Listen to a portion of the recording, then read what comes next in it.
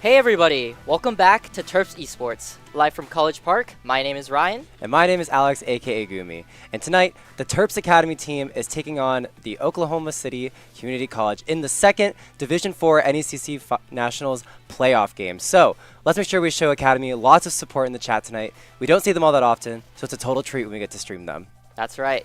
Tonight's game will be a best of 3, meaning the first team to achieve 2 map wins will also take the series. In tonight's pre-show, we'll introduce you to the team, take a look at their stats, and we'll even get an interview with the team's initiator, Salamander. Before we jump into the game, let's start with the rules of your typical Valorant match.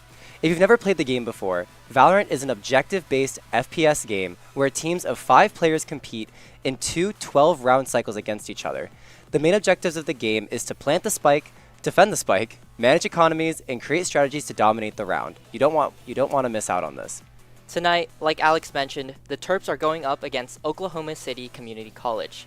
While the Terps were not able to secure a win in their last match, they will be fighting for 3rd place and a prize pool of $100 tonight, and you're not going to want to miss a second of it.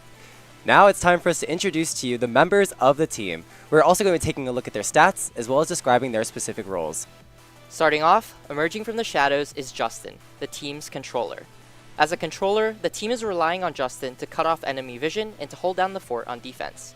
Where and when he decides to place his smokes will heavily influence the outcome of each round. He's coming in with an ACS of 205 and an ADR of 125, as well as an overall KD of 1. Next on the roster is the team's initiator, Salamander.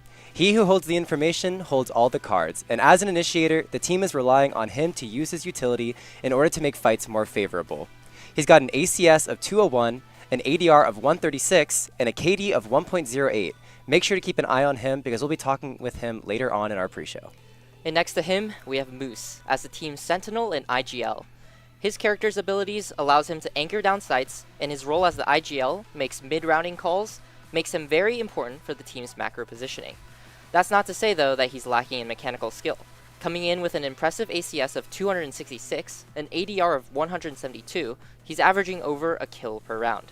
In fact, he nearly gets 2 kills for every death at a 1.93 KD ratio. Following that up, we have Cloud, the team's second initiator. That's right, the second one. This means that both he and Salamander are going to be gathering information for the rest of the team to work off of. He's got an ACS of 201, an ADR of 136, and a KD of 1.08. With all this information, hopefully we'll see some flawless site executes for this Terp squad. And last, but certainly not least, we have Swirls, the team's duelist. His job is to take early round fights and barrel through the enemy's first line to create an opening for his team. He's got an average combat score of 220, an ADR of 143, and a KD of 1.09. For someone whose main job is to take the brunt of the enemy's defense, this is really impressive. Now that the introductions are out of the way, let's welcome Salamander here in the studio for our pre-show interview.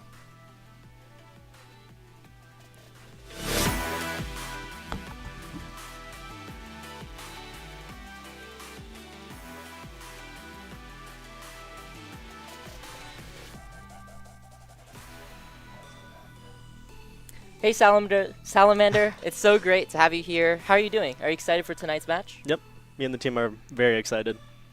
Wonderful. As we all know, Valorant is an ability-based FPS, but if there was one ability that you could delete from the game, what would it be? That's a good question. Probably be Neon Slide because our duelist plays Neon and I don't like him. Oh, so you wanna nerf your team? Is that Yeah. what I'm hearing? Okay. That's a joke. Seems like we got some friendly animosity going on. Okay. My next question for you is, as you know, Valorant has a constantly rotating map pool.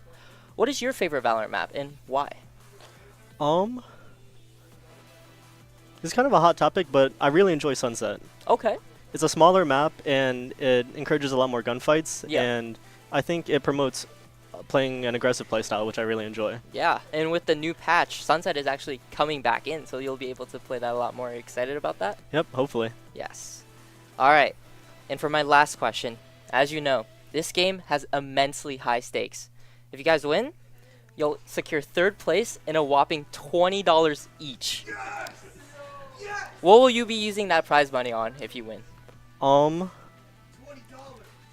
Probably like 5 or 6 Crunchwrap Supremes. Okay, from Whatever. Taco Bell. Yeah, whatever I can get with that. You're a Taco Bell enjoyer. Yeah. Okay, okay.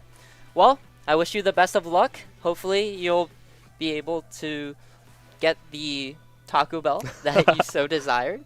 And thank you so much for joining me on the interview tonight, and best of luck. Thank you. Everyone, please stay tuned, and we'll jump right into the action after a quick commercial break. And I think by the end of the season, like now, we play together. Everyone kind of jokes around a little bit more and kind of shines their natural ray. We're excited just to see them play better as well. With the middle school program, the best part has been seeing the moments of teamwork where the middle schoolers really seem to get the game, and so that's when you can see they're starting to get a little bit hooked on how esports can be so fun. Walk game, or will Red turn things around?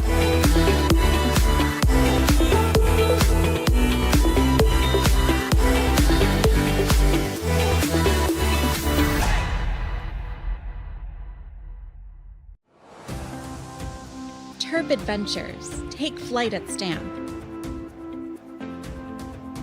Host to countless Maryland events, programs, performances, and more.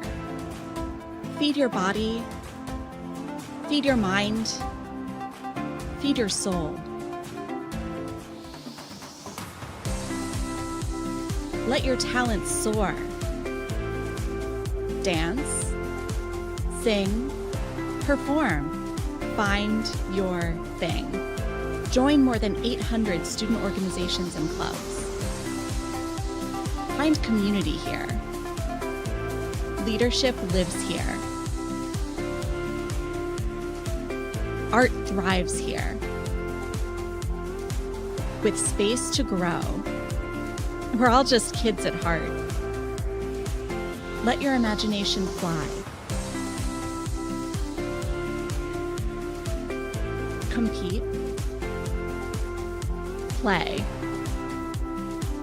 with wings on our feet. Here your spirit can fly. Here your soul lifts up. Here you remember those who came before.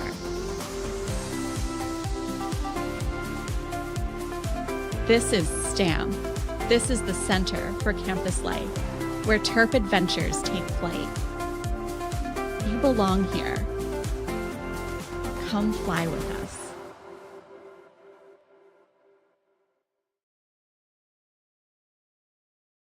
Welcome back, everyone. Thank you so much for your patience with that commercial break. And we are going to be hopping into the first map in just a few seconds. But first, Ryan, obviously you and I are not here all that often for Valorant, but you know, we're obviously a new perspective, new people to talk on the game.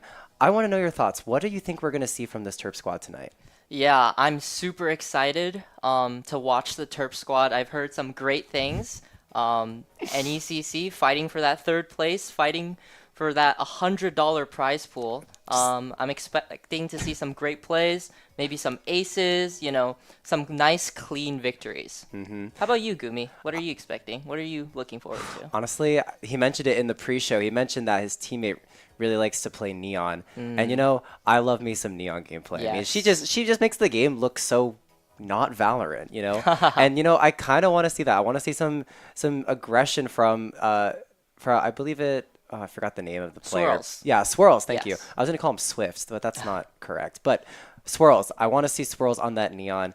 As for the other players, honestly, I don't really know what they play. I would be really excited to see some Tejo, just because I haven't really seen him been play all that often. I know he's really good, but I just want to see him in action. Yeah, for sure. The Breach Tejo combination has been really the meta-defining pick recently.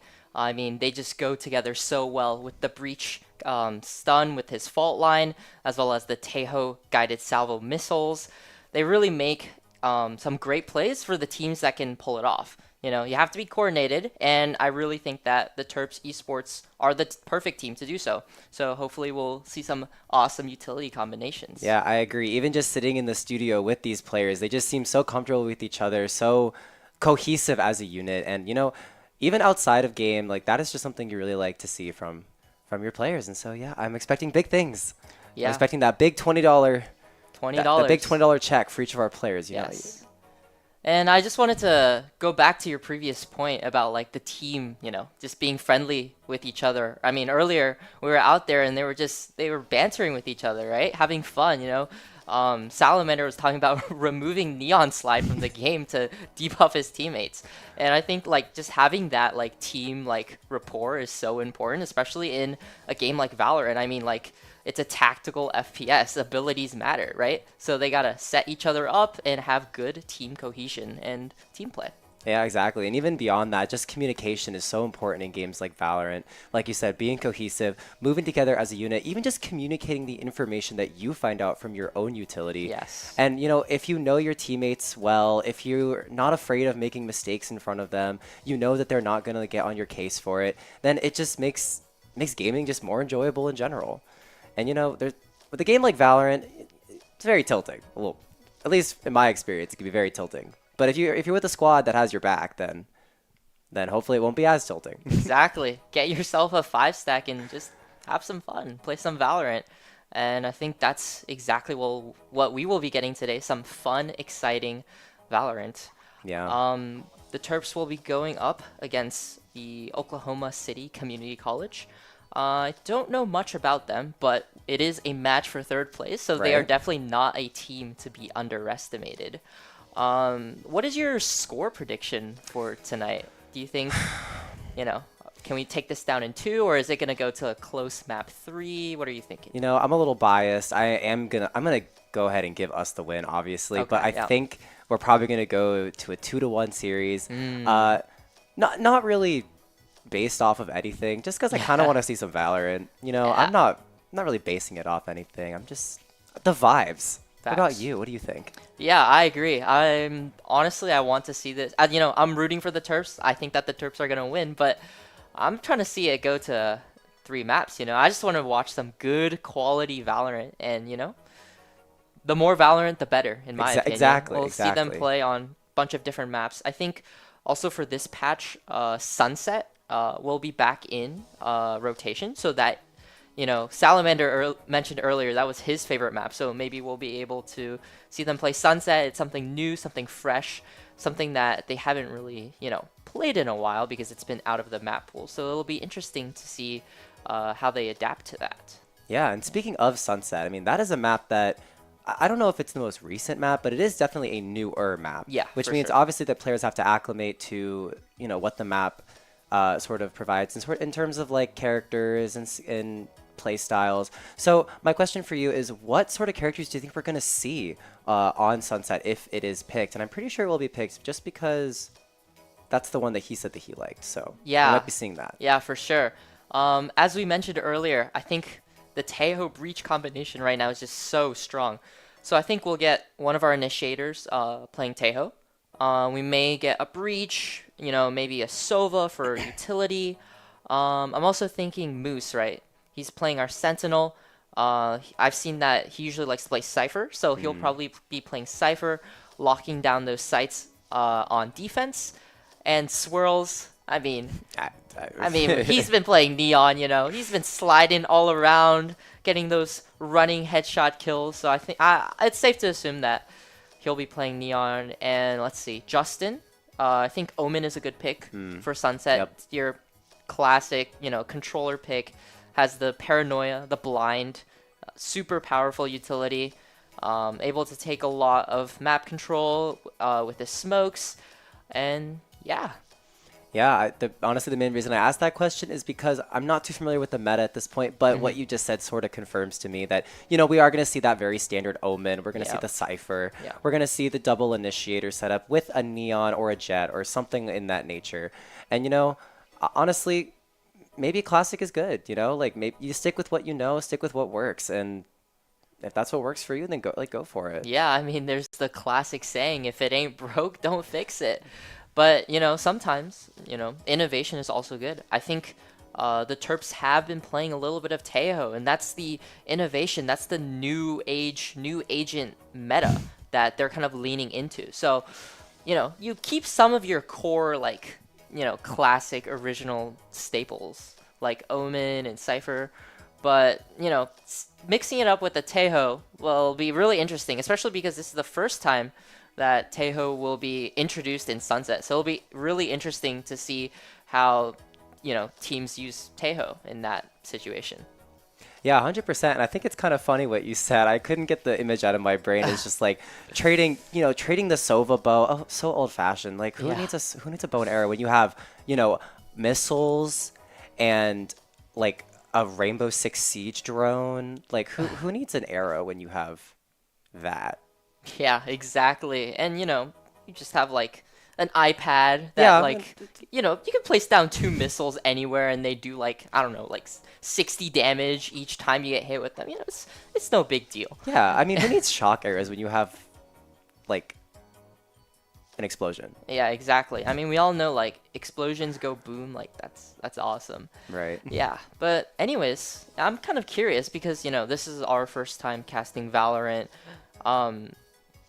You know, I kind of want to know, like, what do you like to play in Valorant? What is your main agent?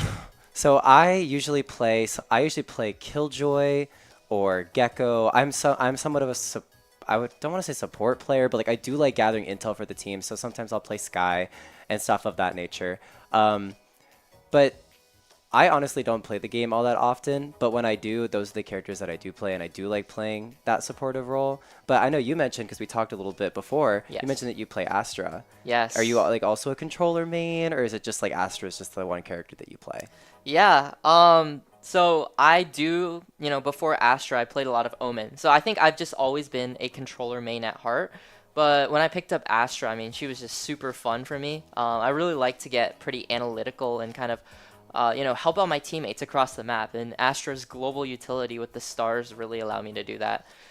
So yeah, I mean, I love Astra. I love making the big brain plays.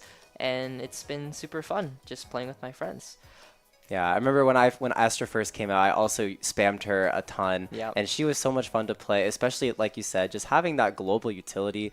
I mean, honestly, just the fact that like you can see the whole map in your astral form is so like, that's so crazy. Like, I feel like not every character has, well, obviously not every character, but a lot of characters do not have that ability to see the whole map like that. And so it just feels so innovative in that way. And Yeah. Yeah. Yeah, I think, you know, it also takes like a little bit of getting used to, you know. It's not like a very common agent to main, to be honest. Like every time I like tell people that I main Astra, they're always like, what? Like, Yeah, like, no what? one Those no one exist? actually plays that agent. I'm like, yeah, you know what? You're kind of right. So it is a little bit more of a technical agent, but that's what I enjoy. Yeah, but I do know that there are some maps that Astra is more favored. Like I do Yeah. believe Pearl is a map where people like to play her a lot. So if we do see Pearl tonight, then maybe you'll get to see your character. Ooh, Who it'll be knows? fun to see what the professionals The professionals. what the professionals do on Astra, because, you know, I'm gonna need some tips for my ranked games. Right, exactly. We are gonna hop to a quick commercial break just to figure out what the map is, what's going on in the back. We will see you guys after that. Yep. Don't go anywhere.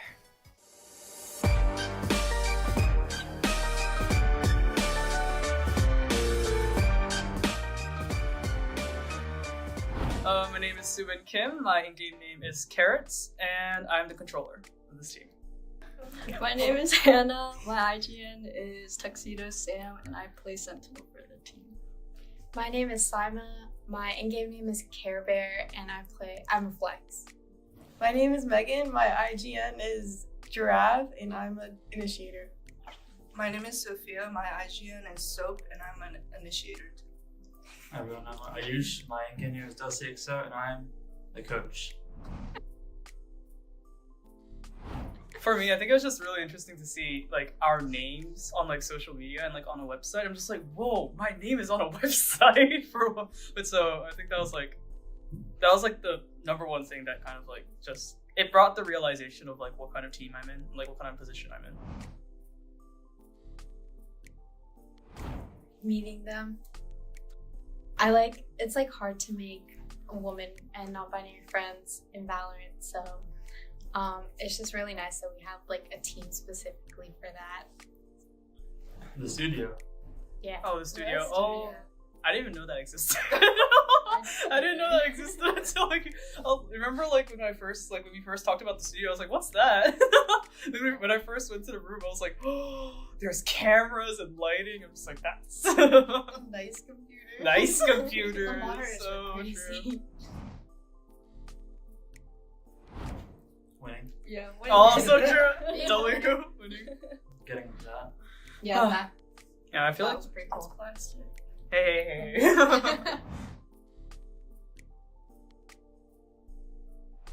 I would say supportive is definitely like Dusty and Rachel. Those two, just like making sure we had scrims down, making sure we had practice schedules down. Like Dusty making sure like to pick out what we did wrong, just like helping us improve. I think definitely. Yeah, Dusty's a very present coach, so Very. it's like he's really reliable and helped us through the whole season. Thanks, team. Yeah, you'd even like schedule things for us, like Like organize all those schedules. help us map bands and like talk to Stats, them yeah. if like realize if one of them was like unranked or something. Breaking a Forfeit rule, teams. making teams forfeit. Maybe we don't talk about that last part. I would also say like our fans in chat, like on Oh, stream. true. So it was nice knowing W people chat. watching us. And the haters. Oh yeah.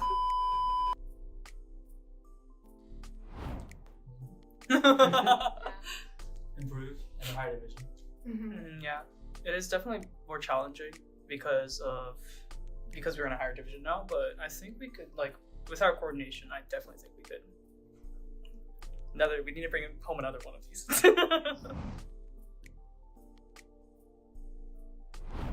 It feels great. You Yeah. guys know this is the first title that Terps Esports has won.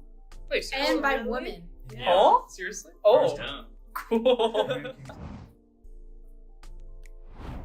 I like playing Valorant. Have an excuse to play games. That's true. That's good. For me, I joined because, like I've always wanted to be on a women's team, especially like since I got to UMD, and me and Dusty had always like tried to make teams work every semester, and this was the first time it actually did work and stuck, and the people who tried out like were committed. So I guess I've always just wanted to be on a women's team to like connect more to that community. To make friends. So I had that gap, without a team for a while, and then I saw the form, and I was like, I really want to try this. This sounds fun. And then, yeah, I play Valorant too much.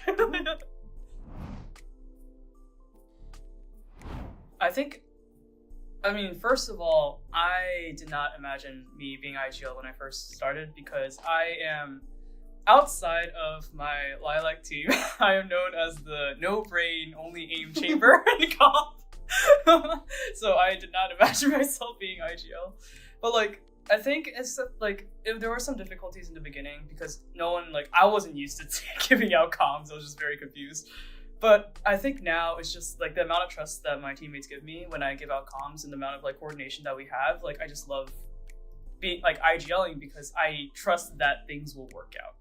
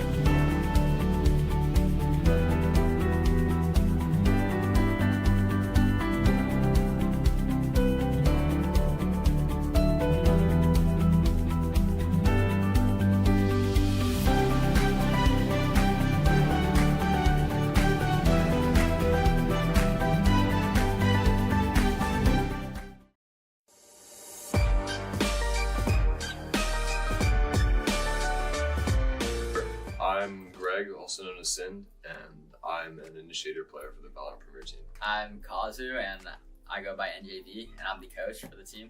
I'm Richard, and I go by Pickle Richard, and I'm the duelist player. Pretty fun. I definitely liked all the guys I was playing with. It's fun to get in the server with them. Sometimes it can be a little bit of a challenge balancing it with other things, but yeah, it's definitely something that I enjoy doing a lot. Yeah, making like all the friends that we made through this team, so it really makes me happy. So it's like really awesome that we did this. Yeah, I think I had really fun times on this team. I played well every single game. Yeah, you did. Yeah. I think my favorite moment was map 5. I think that was a really fun match. The grand finals. Yeah, yeah, that the was grand fun. final. Yeah. You remember what map it was? I don't remember that. Oh, it was Sunset. Yeah, Sunset. Yeah. And you played Raze. Yeah, I played Raze. Yeah, no, that map was really intense. Like, it was super, super hard. The pressure was definitely on. Like, it was super late at night. It was like midnight or It something. was very late. It was 1 a.m. or like my favorite one was probably the first match of the season. Oh yeah, First time in the studio together. Oh, in the studio. Oh, Yeah, that was fun. It was That was like fun. fun seeing all the Academy boys in the studio. So that was sick. Yeah. My personal goal is I think I'm gonna try to hit Radiant this season. Yeah, Yeah. you can. I think it's definitely to win Big Ten right now, and then place top 8 in CVAL. That's our goal. Top 8 CVAL. Yeah. Yeah. Big Ten is definitely the thing I'm most interested in seeing. I'm not flying out, but hopefully, or the boys do well over Hopefully it. we win. Where is it? OSU? Ohio State? Yeah, Ohio. Ohio. I promise at least second place. At least second place? I think we can win it. I think we can win it too. I think we can. We got win be Big Ten. humble. Everyone, we just we can't get complacent. Can't get complacent. Never that. That's a good one. Go ahead. Honestly, like unironically, I think Kazu is a very fun person to have in the program as like an emotional leader.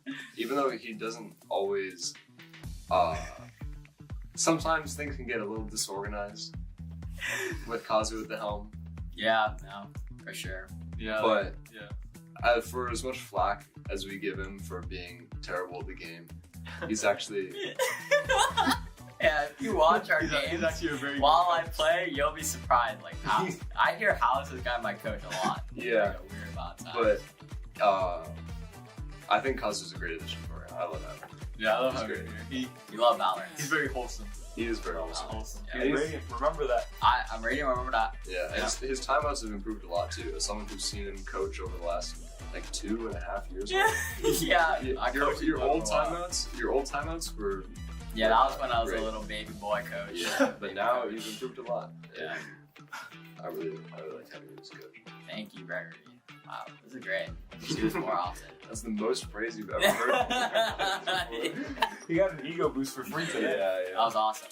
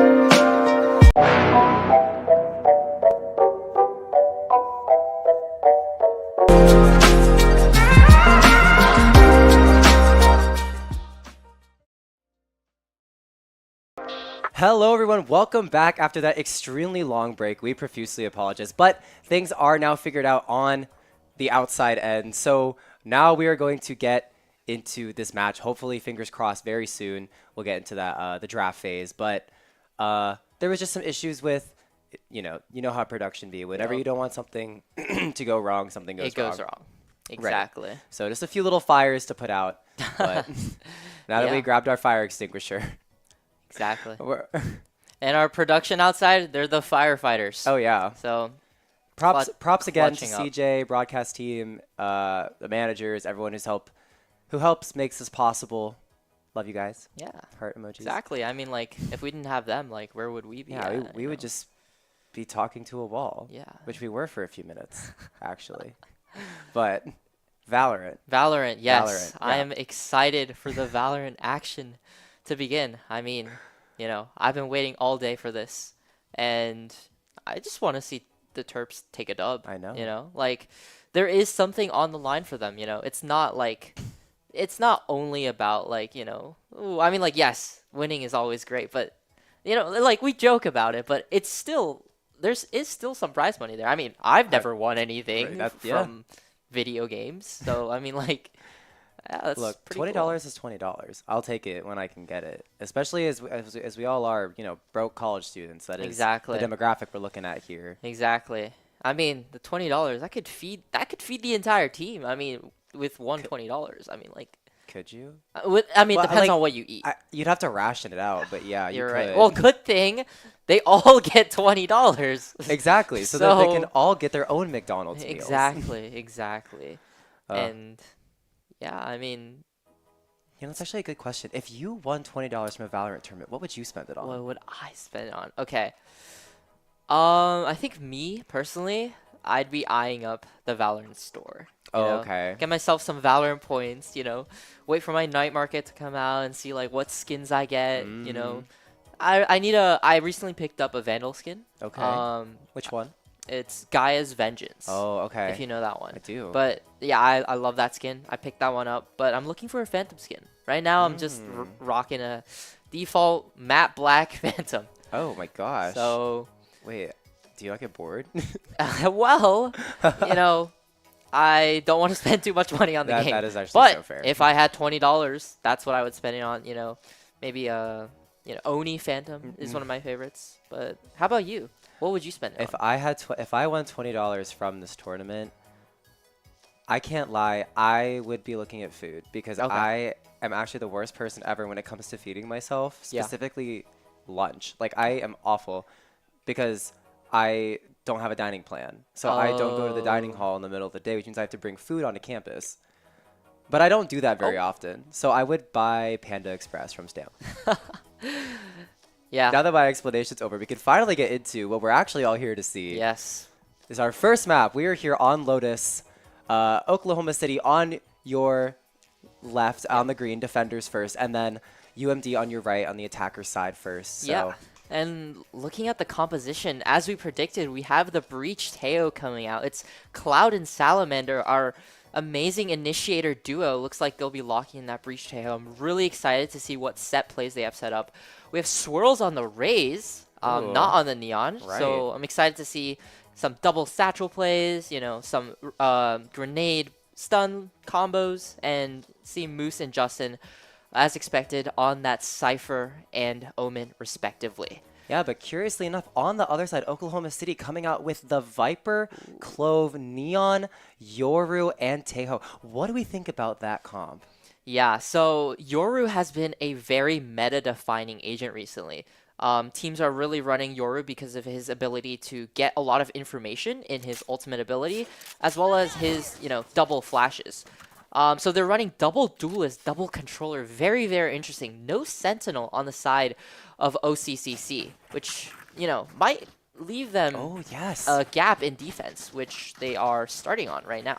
I do suppose some teams do like playing that Viper as a sentinel versus a controller, sort of using her snake bites and her wall just to sort of stuff a push when it happens. But obviously that comes with different play styles and different how people play the agent. So we'll have to see how that goes. But yeah, sentinel, especially on this 3-point map. 3-site map. Yeah, that is very interesting.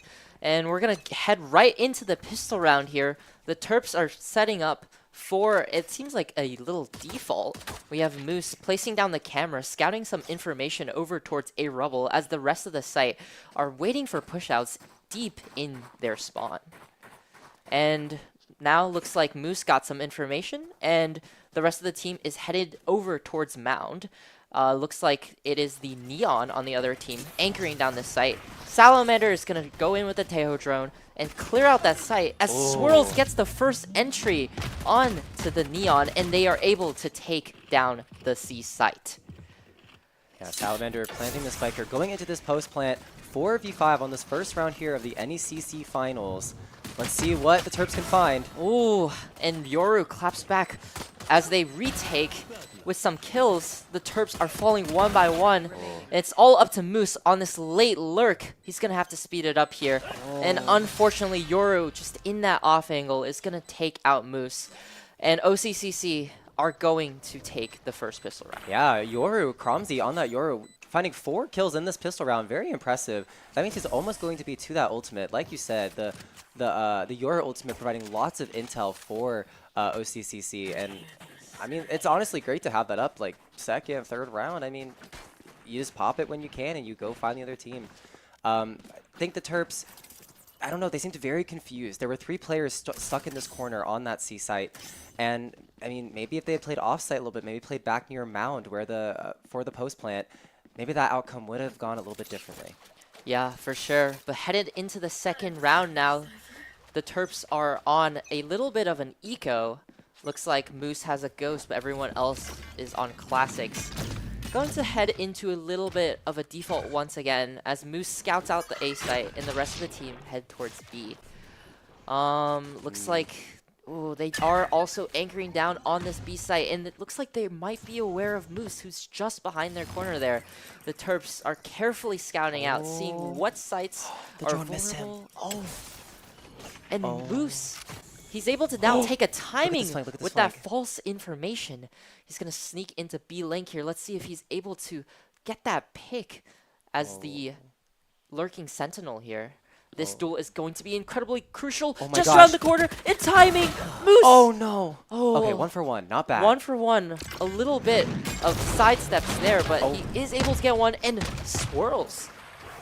Taken out down there by the Outlaw, but Cloud is able to get that trade, and just like that, the Terps have the C site. Yeah, these 1 for 1 picks are not bad for the Terps, but they have to watch out for Cromsey on the flank with the Guardian. Oh, he goes down 1 shot from Justin and the Marshall. He finds 2. It's a 1v1. Salamander versus the Clove from OCCC. Yeah, right around the corner now. Will the Clove check the right corner? Salamander. The salvos come back in 7 seconds, so that is something that he could use for post-plant, but swings out and just not quite. But really, really great effort from the Terps, able to get it down to that 1v1 and really doing a lot of damage to the economy of OCCC. Yeah, that was a really close round. Very well played from the Terps there to sort of take the 1 for 1s, especially off of the members of OCCC with the important guns. So they picked up the oh gosh, what's that gun called? Outlaw. I'm sorry. The Outlaw, thank you. They picked up the Outlaw, and Justin finding 2 kills, just so impressive. That's exactly what we want to see from this Terp squad. And now, going into this 3rd round, Terps have a full buy, whereas OCCC, some of their members have to go on an eco. Yeah, for sure. This is definitely going to be a round that the Terps want to take down here. And it looks like they'll stick to their original strategy here. Moose is going to be on that lurk. I mean, last round he got so much success on that lurk, timing the missile drone, or the Tejo drone. He was able to secure that wonderful pick onto Link. But heading into this round now, the Terps are able to get mound control pretty easily. They're going to play around with the door, see where the gaps are, see where the vulnerabilities are. And the opposing Tejo has now just used this drone, so he's unable to get any more information.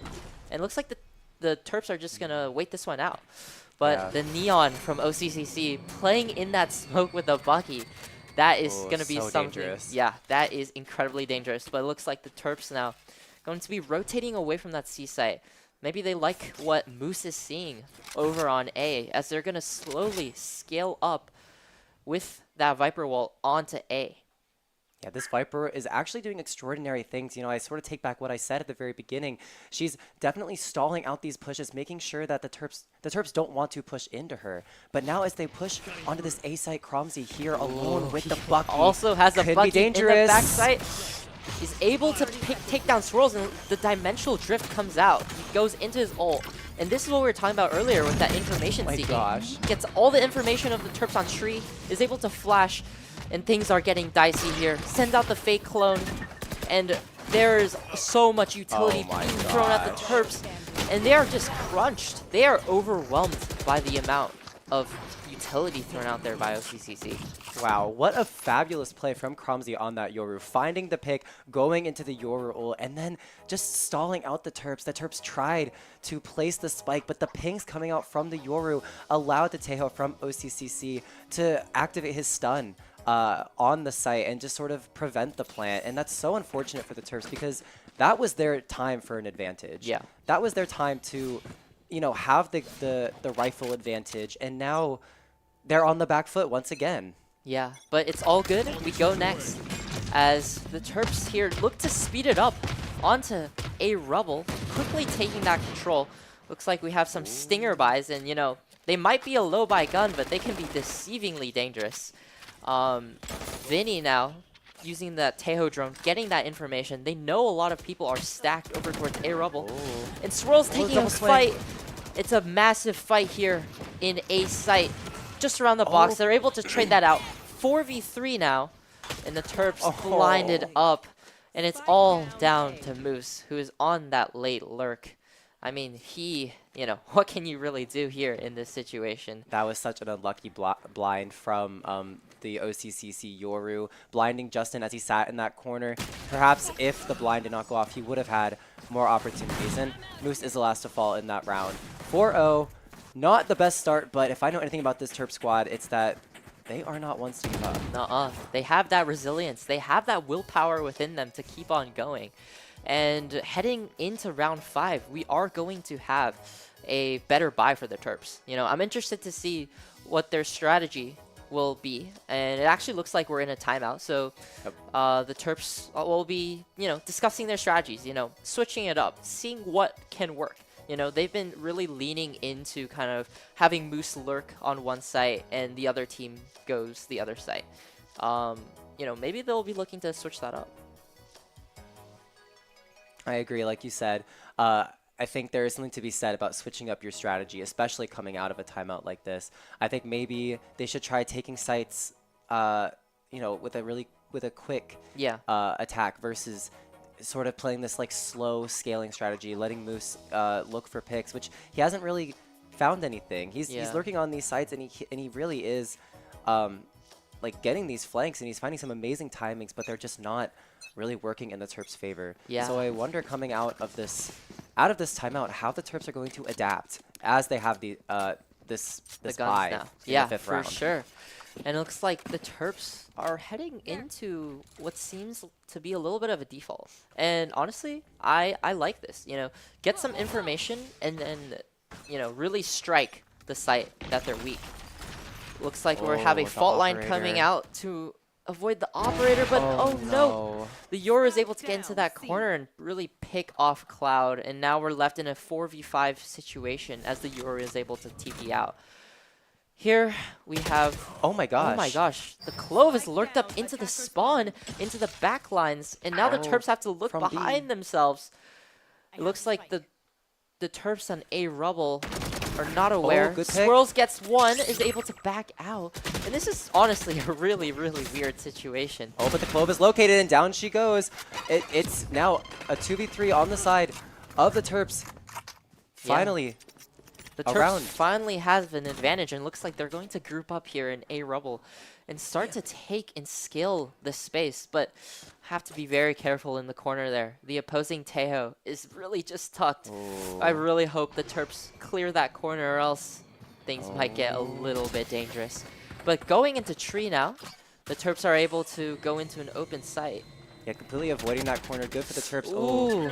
Vinny finding the shots on Swirls, but not going to take him down. Spike is going to be planted. Yeah, and the guided salvos do take down Swirls. That's that Tejo value, really. And we're headed to a 2v2 now with our Tejo and Moose alive. I wonder if our Tejo has that... has the missiles coming in, and they're able to convert it into a 2v1. A tap onto the Spike now, but it's a fake. There is the missiles, so the Terps know that that the Viper's now on the bomb, and oh no! A 2v1, just not quite able to close it out as the Terps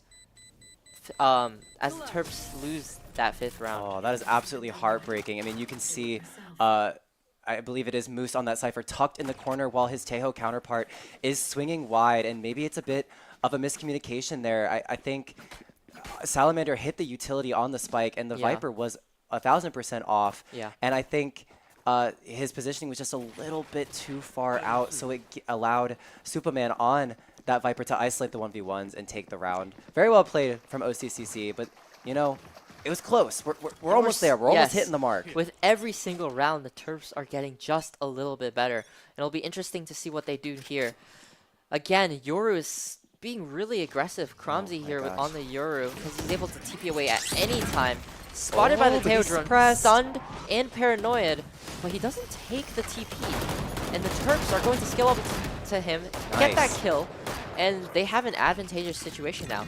You can see on the map, OCCC quickly rotating onto C, but Moose already has a lurk onto A, and he's going to call his teammates over to an open A site. Oh, wow. And this is really where the value of that lurk comes in. Yeah, absolutely beautiful from Moose coming out, just clearing this entire site. And I just want to point out, that was an amazing counterplay from the Terps to use the Tejo drone to suppress that Yoru, which they know likes to play aggressive on C Mount. Just very well played, and going into this post plant, we are going to have a 4v5. Let's see if the Terps can take this one. Yeah, and going into it now, the Terps are planting, but it looks like OCCC are quickly set up for a retake. Justin takes his position onto Heaven, I like that. And as Vinny is about to swing, great Teho missiles and breach stun. They're all stunned up. And oh, I love that combination from the Terps. The Rolling Thunder coming in now, stunning everyone. Cloud has some really, really awesome utility play in this round.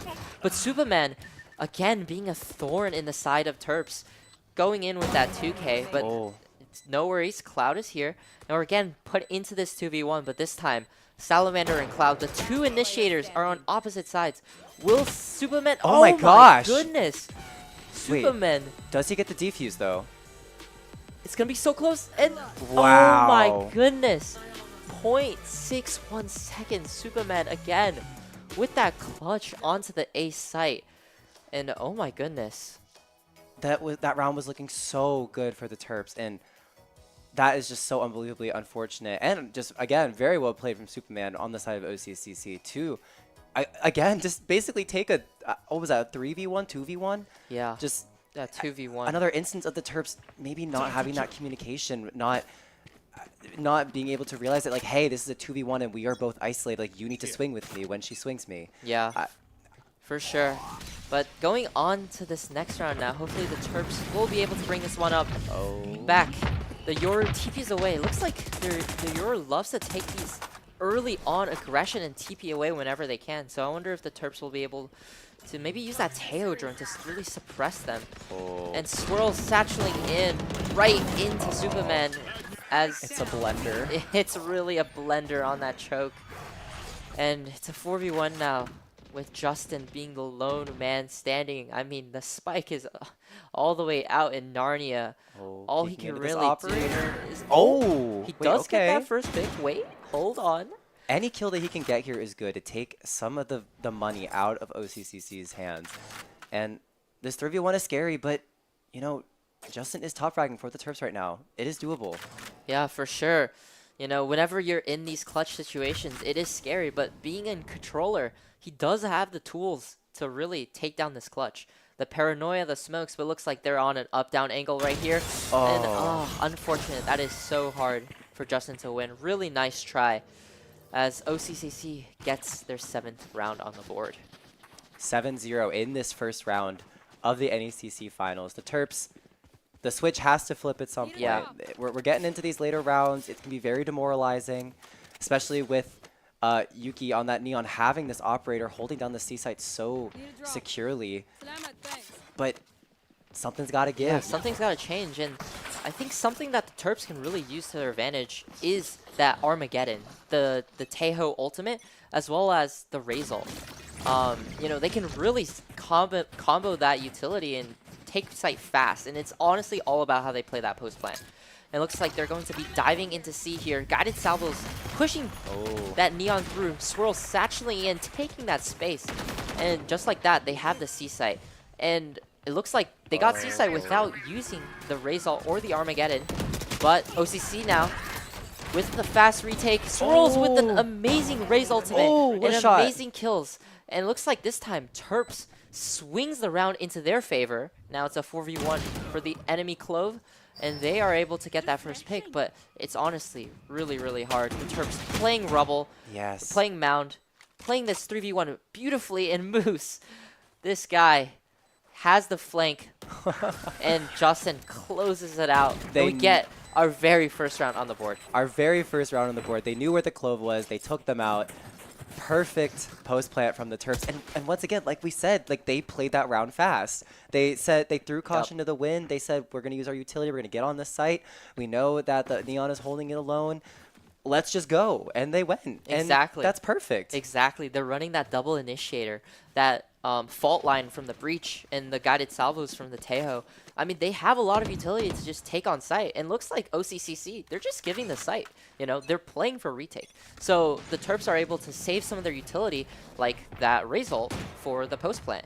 But going into the 9th round here, looks like Terps are just going to take it fast onto A, already getting Rubble control. They're going to, looks like maybe go through door here, as they are stopped by this Viper wall. And it looks like this time Moose isn't lurking. He's playing with the team, you know, really sending all 5 players down into A. And honestly, that's what I like to see. Going into site now, Clove, back site. Oh, nice. They're able to clear out Cromsy. And Clove... Oh, the Clove finds one, but they are going to go good down. trades. Clove gets that ult. And they really have to deal with the Neon in heaven. And it's the 2v1 now for Justin. Spike is all the way down on A site, but he does have his ultimate ability, which allows him to TP. And the Clove ult. The Clove They didn't get a ulted. kill. Yeah, and now it's on to the 1v1. No. But look at this Omen Clove. versus Neon. Looks like OCCC has the read that no. Justin is going for the teleport play. If he doesn't Is he- cancel, it's so big brain. He is oh so my gosh. smart. Justin outplays the Neon. The Neon rotated early thinking that he was going to cancel his teleport. But Justin, he played the mind games. He outsmarted the Neon and he just stuck that teleport, giving him a free plant. And Justin now, he's tucked into stairs. And the opposing Neon has to clear all these angles. He has no idea where Justin is. And Justin is in a prime position to take out the Neon. Creeping my closer. gosh. Will he get the Oh my timing gosh. onto Justin? And yes, Wow. he does. Justin with a beautiful, beautiful Omen clutch. That was big brain. That was so... Yes, please, can we get a replay on that? Because that was so beautiful. Going over to the C site, having the presence of mind to realize that the Clove was still in their ultimate and not finding a kill. That means they were going to go down eventually. Justin, just what an amazing play from him. And now 7-2. Terps finally have some momentum on their side. Yeah, here we go. It's all about these snowball rounds, you know? You get one round and then another and then another. And looks like Terps still has that Armageddon and Rolling Thunder. So if they're able to combine the ultimates, then they'll be able to get sight pretty easily. And it looks like this is exactly what they'll be doing. Going in with the Rolling Thunder. Oh my gosh. And on the other side, Superman is stunned Nice. and Swirls is able to get that pick. And again, OCCC setting up for that retake as Cromsy scouts out the Terps with his Dimensional Drift, sending out the clone in the flashes. Another flash coming through. Oh my gosh. And he exits. So much utility. So much from- utility as they start the retake. Trades going everywhere. It's mayhem as the storm settles. Swirls playing Mound here, but if you look at the minimap, Moose Moose on is that lurk. on this late lurk, but Oh, unable no. to get the kill onto Vinny, and OCCC gets the defuse for the 8th round. Yeah, very unfortunate there from the Terps, just not really finding the kills that they needed, especially in the fight on Mound. If they had taken out the Clove, maybe they have a chance for that fight, but yeah, what if, you know? What ifs? What yeah, if? and it looks Alternate like universes. OCCC, what they're doing is they're giving up sight and just playing really, really fast retakes. And I think the Terps, they just don't have enough time to really, you know, get set up for that post play and really like get into comfortable positions to play post with the guided salvos and, you know, maybe with the breach stuns and the raised nade. But going into this next round now, we're again picking up the pace, taking Rubble control. Looks like no one is actually on the A site. OCCC actually had a little bit of a read, but yeah, look at Clove. They're scaling up into the Terp spawn, and they have to be careful of their back. Thankfully, Moose put a trip there, but down goes Clove one. does get one on that quick flank, but Moose responds back with another. And they're able to trade it out into a 2v3. But the Terps, the Spike is, again, in no man's land. And they're going to have to navigate this difficult situation. I mean, Moose is scaling up B site. Justin is in A spawn. This round is going to really have to come down to Moose. See what he can get with his, you know, kind of, to be frank, weird positioning. If he can get a pick, he can even up the playing field. And Oh no, so unfortunate, that miss from Justin. yeah, And unable no. to get that kill, and it's a 3v1 again for Moose. Has to navigate this really tough situation, and he's just unable to do so. Really NT from the Terps. Yeah, just unlucky 50-50, sort of swinging out and not finding the headshot. Just unlucky from the Terps. And dang, what a chaotic round as well. I mean, the Clove walking up B really, you know, you don't expect a flank to happen that quickly, and the Clove obviously took advantage of that. the Terps just sort of need to be more mindful. And as we go into the final round of the first half here, the Terps do not have a full bye. Yeah, this is going to be an uphill battle for the Terps as they head into the final round of the half. But I believe in our Terps to make some magic happen. Again, this early round defense aggression from OCCC pushes the Terps away from A, as Moose is holding for this push-up now. And there is the Neon in the off angle, unable to get that Spectre spray down as the Terps re-explore into A. They have to re-clear all these corners because OCCC, they can be anywhere. They'd love to push up to get this early aggression. But the Terps now going to scale back towards into A, where they'll be met with the Teo. And again, Kristen, the Clove. I mean, they are just so clean with it.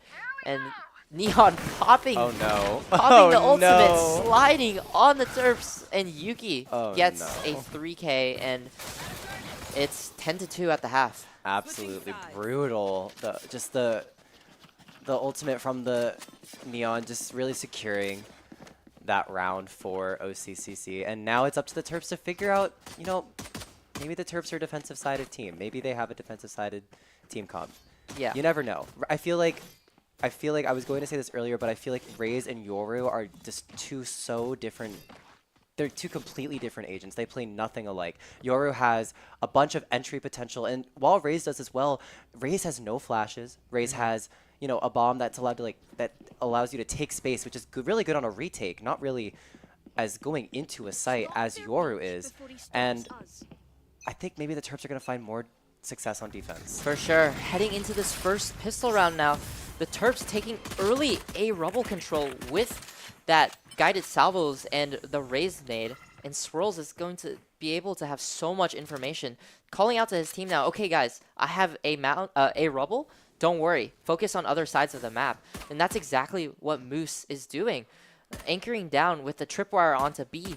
But Superman getting that early pick onto Justin just behind the box there on B. Really unlucky. And it looks like OCCC now are going to pivot possibly into this B hit, sliding through the trip, and they have an open B site. Yeah, Priston planting the spike. We are going to go into this post plant 4v5 for the Terps on this pistol round. Let's see what Moose can find. Goes to the 1v1, finds one. Beautiful shots, and Swirl's able to get that flank in, and it's a 3v3. And as you know, we have players from all different corners in the Terps. What a beautiful retake from all different angles. You know, you got them playing from waterfall, from their flank, from A link. That was a beautifully executed retake from the Terps. And OCCC, they had no idea where they were coming from. I mean, the Teo, he was looking the other way. As Swirls, that was a beautiful, beautiful push-up. I mean, at the beginning of the round, they took that A rubble control, and because of that, he was able to safely push out. Yeah, part of one of the B site's pitfalls is that there are just so many angles that the defending team can play from, and it's very obvious that the Terps took advantage of that. You saw, like, they were fighting from the room on the right side and the room near CT, and there was just so much going on, and unfortunately, OCCC did fall. But now, momentum into the Terps' favor, but the OCCC did buy. Yes, they did opt in for a second round force here, and let's see if the Terps will be prepared for this. Moose only has a ghost anchoring down onto the C site, but Justin is here to support him as OCCC floods into site, but amazing pick from Moose. Has that camera, gets all that information as the Terps now. Justin. And he is able to land the shots onto Priston before getting taken down as Yuki pushes into the Terps spawn, but all is good as they are able to trade that out into a 3v1 for the Terps. Wow. And beautiful, beautiful retake. That was excellent from Moose was very and well Justin. played. Yeah, Justin lurking up there on the side of the box, using his smoke as cover to find the one pick on the Clove. Just really opened up the site for the Terps. It made, I feel like it made OCCC a little paranoid, as in like, oh no, there was someone behind us. Who's to say there's not more? Yes, exactly. That was a great lurk play from Justin. And OCCC, I mean, they bought last round. So going into the third round, what is usually a bonus round, they don't have guns. And, you know, it's going to be even harder for them to take sites and to get those kills. But it looks like they have a full sheriff loadout, as some of the Terps have, you know, Phantoms, Guardians, Bulldogs.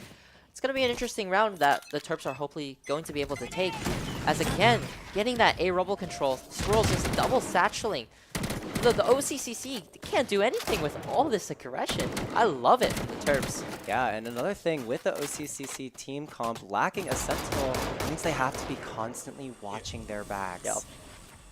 Yeah, and right now, OCCC, they can't do anything. They have 3 players from the Terps pushed up onto Rubble, and Salamander just gets a wallbang kill onto Cromsey there. That was beautiful. Having that map awareness and knowing that that wall is just wallbangable, I'm pretty sure he just blindly shot. I would be a little bit fuming, and Justin finds Superman in, lurking up middle. Perfect. Spamming out this smoke, realizing that there could be more players behind. Ooh. Yeah. I'm feeling chills a little bit. I know, they're just ice cold. I mean, they're playing this perfectly. Ooh, Preston, though, did lurk up onto this right corner, but Justin is aware. With that my beautiful gosh. paranoia, he gets that kill, and now it's just the 2v5. The OCCC, there's really not much left for them to do. It's really just formalities at this point. As the Neon, the sole survivor, they're inching in onto him, and it's a flawless round from the Terps. That was beautiful from the Terps. And even then, they did not lose a single member, which means they get to keep all of their guns going into this next round. That's amazing for Eco. Yeah, their economy is going to be blooming. I mean, look at them. They have so much, you know, so many credits, a good loadout, and it looks like Salamander's 2 away from his ult. And that could be huge here if they ever find themselves in a retake situation. Yeah, it's also important to note that Salamander didn't actually use his ultimate last round. So let's, fingers crossed, hopefully see a tail will come out from him this round. Yes, for sure. But now Moose, he's going to get pressured as OCCC tries to take that C site. Moose is going to be that anchor, be that stone for the Terps. And he's able to find Cromsey lacking as he swings into the smoke. And here Moose backs off, and he waits for his team for the retake here. They're going to have to clear out their CT just for this lurking Neon here. But Salamander, beautiful pick onto Superman. As you can see on the map, the Terps looks like they're going to be doing a double-pronged approach, going from CT as well as the doors here. And Moose swings out and gets a beautiful pick. 5v2 now. I mean, and there's the Armageddon from Salamander in a 5v2, but is able to use that ult to secure that round, and here we go. Yeah, finally using... No offense, finally using that ultimate. And hey, it did come up huge for the Terps, finding the counterpart Tejo on the site. Just... like you said, double prong. That was actually a triple pronged attack coming in from middle, CT, and attacker spawn. So beautiful from the Terps, and we're finally seeing life from this team. I'm so happy. 10-6, and we're gonna see that timeout coming from OCCC. Just get the reset, figure out what's going wrong. You know, big props to them for this. Yeah, and in any sort of competitive game, this is always a test of resilience. You're 10-2 down at the half, but do you have what it takes to come back? It looks like Terps, they're on the way to that comeback. 10-6 now, 4 rounds in a row. And they, the economy is in their favor. They're building that ultimate, their ultimate abilities, and they're looking to take this comeback even further, make it 5 rounds in a row, and really close down that scoreline. Yeah, and at this point, it is going to be up to the Terps to figure out what is OCC going to change about their attack strategy. It's up to the Terps to figure out what they need to change about their defense to sort of combat this change that's definitely going to come out of the timeout. I mean, look at them. This is so much needed for their mental. Yes. Just 4 round victories in a row. Just it does wonders for a team. For sure, for sure. And honestly, I have to compliment Moose. He's been really holding it down onto the C site. I know earlier on the attack, some of his lurks didn't get as much value as he wanted to, but he's been absolutely fantastic on the defense here, really anchoring down onto the C site, which OCCC are looking to take down once again. Yeah, looks like OCC is just sticking to their guns, realizing that the C site is the site that they want to go into. Yeah. And Justin and Moose my God. finding one, Moose, finding 2. Beautiful trips. Justin and Moose, what a beautiful duo here onto the C site, able to suppress that push with that tripwire, really slowing down that Neon take, and Justin just cleaning it up. My beautiful gosh. one taps. I mean, look at that 3K. Look at him. He's pumping his fist up in the air. He knows that he just hit a sick shot. That was so unbelievably sick, and we're gonna get a replay here of that double kill. Just this combo of Moose and Justin, you can tell the communication is on point, because as soon as Justin swing, or sorry, other way around, as soon as Moose swung, you saw Justin swing out as well, and that found 2 kills there, just perfect. And then also the stuns from Salamander on that Tejo. I believe the Neon and the Yoru were stunned in that corridor. Amazing stuff. Amazing stuff. But now Cromsy with that dimensional drift. Huge ult play, getting so much information. Even going into B-Link, it looks like the Tejo salvos actually broke that. And he's going to be sitting here with a Judge close corners. But it looks like the Terps are aware. Are they going to be able to flush them out? Yes, they will. They are putting OCCC in an absolute blender. Oh my as Cloud gets the final pick, and it's another flawless round from the Terps. I mean, wow. This is so impressive. Yeah. Like, I don't know how else to say it. I don't know how else to put this into words, that this is, we're going on, not to jinx or anything, knock on wood. Yeah, There's knock no on wood wood, in this room, but knock on wood. This is 6 round victories in a row. Yeah. Come back from a 10-2 deficit at the half. This is peak. Yeah, I mean, even with all that pressure of the dimensional drift from the Yoru, the guided salvos from the Tejo, the fault line from the breach, I mean, they didn't lose a single member. And again, they're going to stick to the bread and butter. Take that early A rubble control with that breach, with that Tejo, with that raise. And OCCC, they don't quite know what to do. I mean, they're all the way back in their defender spawn, but we have 3 of the Terps waiting for them. And Justin and Moose, I mean, they're a dynamic duo on their own too. Like, they're holding down B, they're holding down C, they're holding down 2 sites by themselves.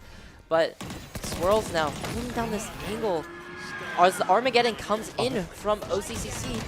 It's a big brawl out, but Swirls able to get 2 before going down, and it's an even trade. But actually, no. Ooh. Terps have the advantage. It's a 3v2. But OCCC, they're going to be rotating away. But Moose, the Cypher ult is going to reveal the positions of OCCC, and they're going to know that they're headed over to C. And though it's a free site, the Terps aren't scared. Wow. Moose there, so aware that someone might be holding the angle. Clove ult, no worries. They're just going to run away. And Kristen is going to not be able to, hopefully not going to be able to get a kill here. And back into mid could find something. Yup, there it is. 3v1 now onto the retake. It's all up to Supermen from OCCC, but the Terps, I mean, Justin and Cloud coming in, Paranoia clearing out CT, and it's going to have to take a lot from Supermen to really win this out. He does have the Viper ult if he would like to commit it. However, I don't think it's a good decision, especially being on such low HP. 3 members collapsing on the smoke.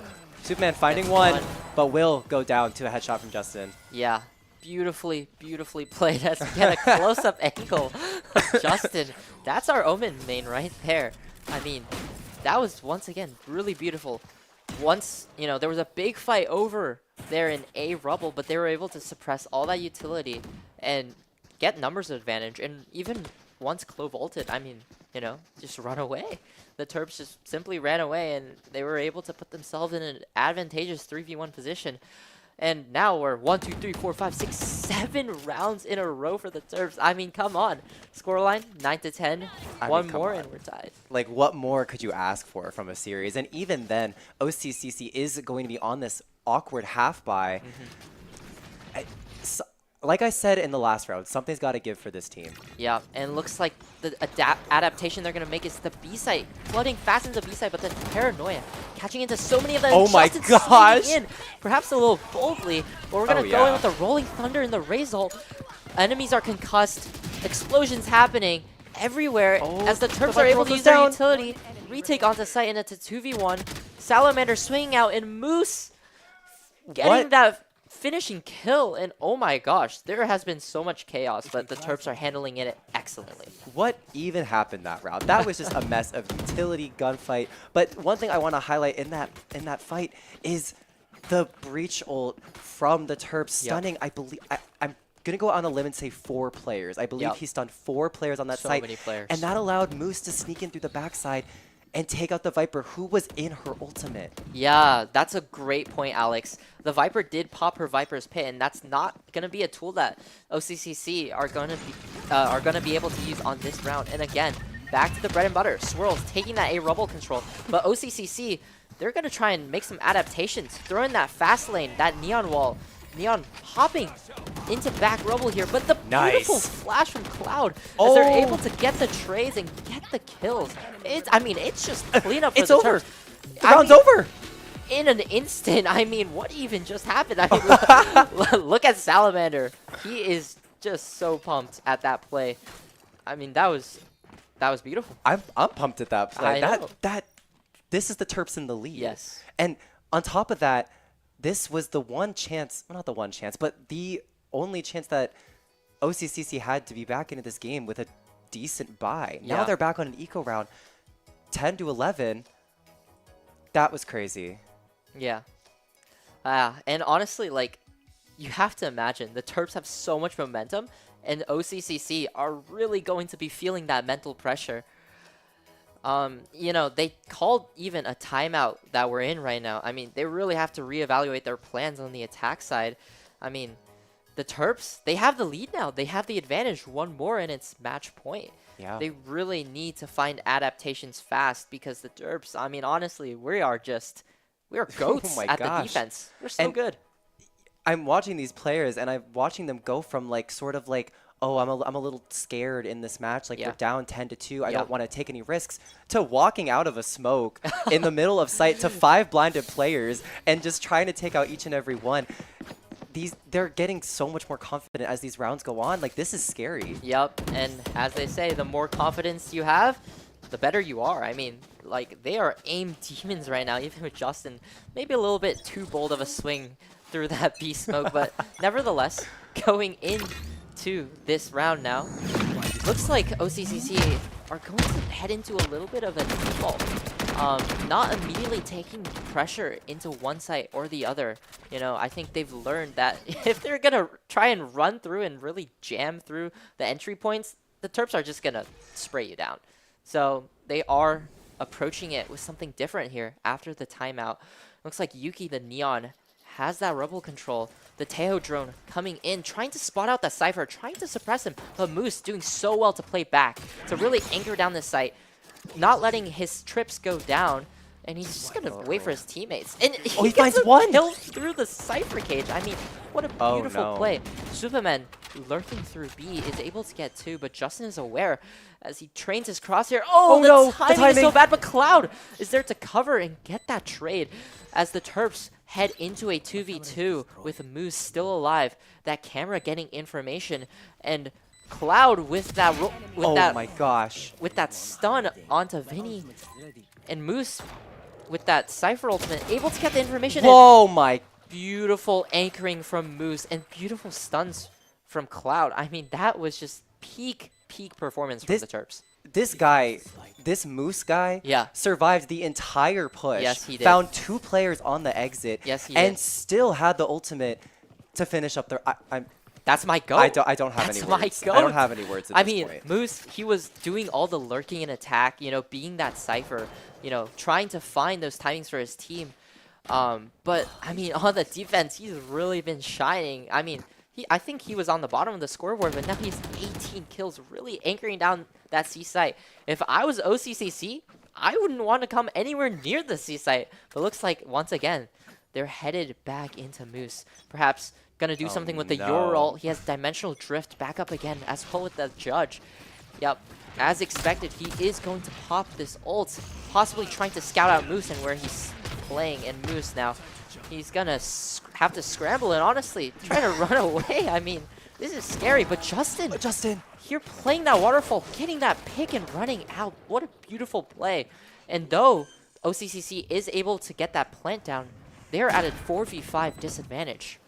Yeah, we do have the Teo ult on the side of the Terps, going to be absolutely massive for the retake. Cloud flashing around this corner, out comes the Judge, but Cromsy goes down, and Moose finding 2 on the CT position. Out comes Salamander's Oh my ultimate. goodness. He goes down, but it's still a 3v1 for the win! series. Or not the series, for the match in the first game of the series. Oh my That's what I meant to say. goodness. But- That was beautiful. Beautiful 10-2 comeback from the Terps. That was absolutely resilience that was being displayed. I mean, from everybody. Moose anchoring down that C side. I mean, he was just an absolute demon there. You know, able to get 1 run away, you know, get 2, pop his ult. I mean, he was just a menace on the C site. And Cloud, I mean, he had some great flashes, great stuns, great utility coming through. And with all that teamwork, the Terps were able to make that 10-2 comeback. They didn't drop a single round. A single round on of attack. defense. Or That's on 11 defense, yeah. rounds in a row. That is, that's crazy. That's like not ever really heard of. Look at these guys. They are look so happy. I would be happy Smiles too on after all of performance their like this. faces. That $20 is coming home. Right. They are getting Taco Bell tonight. They are getting Taco Bell tonight. Yeah. However, that's not to say that this series is completely over. That's right. We do have one more match. So don't go anywhere. If this first match is any indication of what you're going to see in this series, it's going to be a banger. So stay in your seats, grab a snack, grab some water. We'll be right back. Terp Adventures take flight at STAM. Host to countless Maryland events, programs, performances, and more.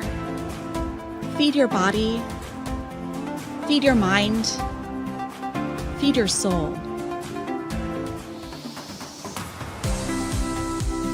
Let your talents soar. Dance, sing, perform, find your thing.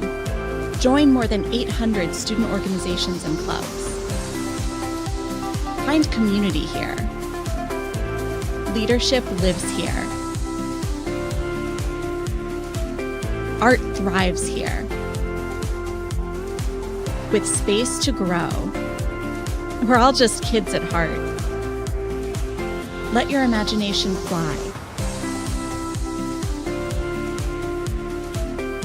Compete. Play. With wings on our feet. Here your spirit can fly. Here your soul lifts up. Here you remember those who came before. This is STAM. This is the Center for Campus Life, where Terp adventures take flight. You belong here. Come fly with us.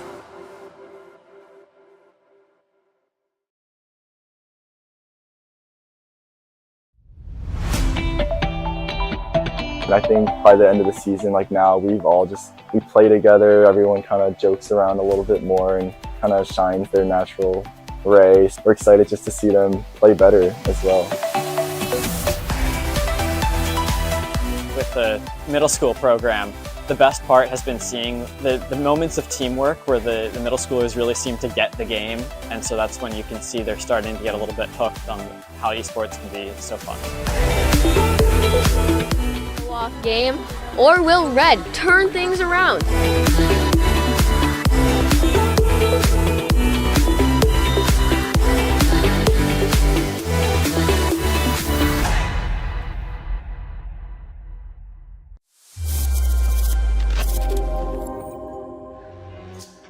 Your ad tech stack is simple, streamlined, and easy to manage, right?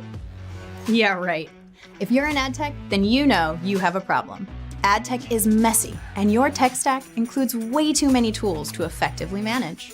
At Playwire, we're here to uncomplicate your ad tech stack. We've consolidated the entire publisher ad tech stack into a single platform and added in proprietary technology and advanced tools to generate you even higher CPMs. Get access to an ad tech stack that is simpler and smarter.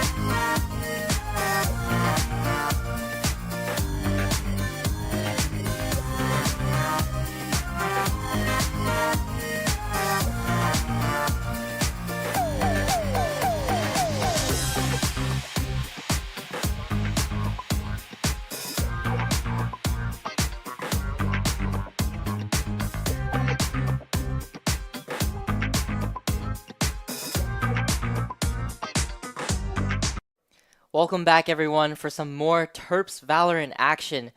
Wow, what an amazing map 1. I mean, that resilience from the Terps to come back from 10-2. I mean, what did you think of that map, Alex? I mean, what else is there to say? That was just so unbelievably impressive from the Terps to just, I mean, like you said, have like the resilience to like not give up on such a game when you're down 10-2 at the half, and then also to just, I mean, they're playing out of their minds. It was completely different seeing these players pop off in the second half when I watched them whiff in the first half. So I really hope that we see those same players this round as we are on this split. Yeah. It looks like the Terps are going to start on the attack once again. Wow. Looks like we have the exact same composition, actually, from the previous map. We're still seeing the Clove on the side of OCCC, though. Yeah. Really otherwise, it's a mirror matchup. Oh, that is true. Yeah. Honestly, in my opinion, I think the Omen is the better pick here. But, you know, this game is more about more than just the composition. It's about how you use your abilities. And, I mean, the Terps, I mean, we have seen some amazing utility combos as we head into the first pistol round of Split. Yeah, and here we go. I mean, big round, pistol round always. Once you get that pistol round, you get that momentum. And, I mean, we're in map 2. I mean, if the Terps win this, I mean, money in the bank. Money. $20 for each player. I can just taste the Taco Bell. Yeah, Crunchwrap Supreme in my mouth. Don't say that. Wait, I'm actually getting really hungry. Sorry. Anyways, Justin now slowly creeping up into B main as the rest of the team are going to head into mid, and Moose again on his usual lurking up A ramp. The team is in all different areas of the map. Vinny gets a 2K with the Sheriff, but Salamander is able to trade it back as Justin and Salamander scale up onto B, but they are unable to get those picks as it's all down to Moose again. I am getting a load of, not a load of deja vu, but a little bit of deja vu. A little bit. As the Terps are on this attacker side. The pistol round is going to go over to the defending side of OCCC. 1-0 on the board, but I mean, like, that's not really going to stop the Terps. Who am I kidding? Yeah, I mean, on that first round, it was Vinny, the Rays on OCCC. They actually bought a Sheriff, which is a kind of unusual buy. 800 credits. You don't have any other credits for utility or other, shields, but looks like it worked out for them. But we'll go into the second round now. The Terps are going to be on a full eco with all classics. It'll be a hard round for the Terps, but let's see how they navigate this. Yeah, and it looks like they're going to navigate is just run up mid and get stuffed by Vinny with the Outlaw. Unlucky. Yeah, and with the Outlaw doing 140 damage in the body, I mean, it's a really, really effective weapon to buy for these eco rounds. I mean, 2 body shots and you get 2 body shots, that's 2 kills. Yep. But Moose, in this deep lurk into the defender spawn, looks like Preston is not aware, and Moose, no! A little bit of whiffage onto Yuki there, and he's unable to secure that kill, but no worries. Cloud, he stuffed it. Yeah, he stuffed it. And now it's just formalities as OCCC do convert that eco round. And all good, you know. Yeah. I feel like, I am getting deja vu. This very similar thing happened on the first map, but if history repeats itself, I mean, we're in for a banger. We're in for a banger. We're in for a banger. Yes. That is true. You know what? I would, my heart was a little, kick into overdrive, but I'm not opposed to another 10-2 comeback. Not that I want that to happen, because I want to go home, and I think it's raining outside. Oh, no. But, I'm not opposed to it. Yes. If the Terps can hear him, I'm not for opposed sure, to for it. sure. And heading into the third round now, they have to be aware of this Outlaw. I mean, this is such a dangerous, dangerous weapon. If anyone is on Light Shield, that's a one-hit kill. But it looks like the Terps are going to scout out mid, finding that breach onto B Heaven there. This Vinny is just holding down this angle. Let's see if Justin places down a smoke here to obscure this sightline. That is going to be crucial if the Terps want to scale up into this A hit. And oh my goodness, Vinny is able to get that kill while Swirls was in the middle of his satchel. But no matter, Terps scaling up into the A site. Have to clear out Vinny. Oh, he's trapped. He's trapped in elbow. But Yuki gets that trade from Heaven. But Salamander able to get that kill onto the Tejo as the Aftershock takes him out. And it's a 2v3 now in favor of OCCC. Moose playing here in this A main position, trying to scout one out, but is unable to. And now 3v1, Cloud on site. Is he able to clutch this out? Enemies coming from elbow. Oh, Whoa, and no, just the judge. not enough bullets as Cromsy takes him out with the judge. The hopping judge, that's so unfortunate. And, you know, another unfortunate thing was I do believe that the Terps did not smoke Heaven, which gave OCCC the sightline to pick off the players as they went for Vinny with that outlaw in elbow. A little unfortunate there, maybe a bit of a miscommunication, or just, I don't know, maybe just a little bit of a misplay, who knows. So many things could go wrong in these attacks, but 3-0 on the board. Terps now on another eco round for the 4th round. Yeah, but I mean, this is nothing that the Terps aren't used to. This is exactly how they started. That is so, very true. I mean, I was speaking to them earlier after their map win. They were ecstatic. So I know that their mental resilience is really strong. They're not going to let this scoreline get them down, get them boomed. And they're going to take it round by round as Salamander is forced off the Teo drone by the guided salvos from Yuki. Nice but headshot. Swirls, yeah, nice sheriff kill onto Superman there. Vinny posted up into this close Moose corner. is just not looking backward. Yeah, it looks like they got timing, and Moose once again in their spawn. Swirls is going to be taken down, but Moose now aware that there's a person, a Heaven. Let's see, Vinny takes his fight, and he takes down Cloud. And once again, Moose What a mess.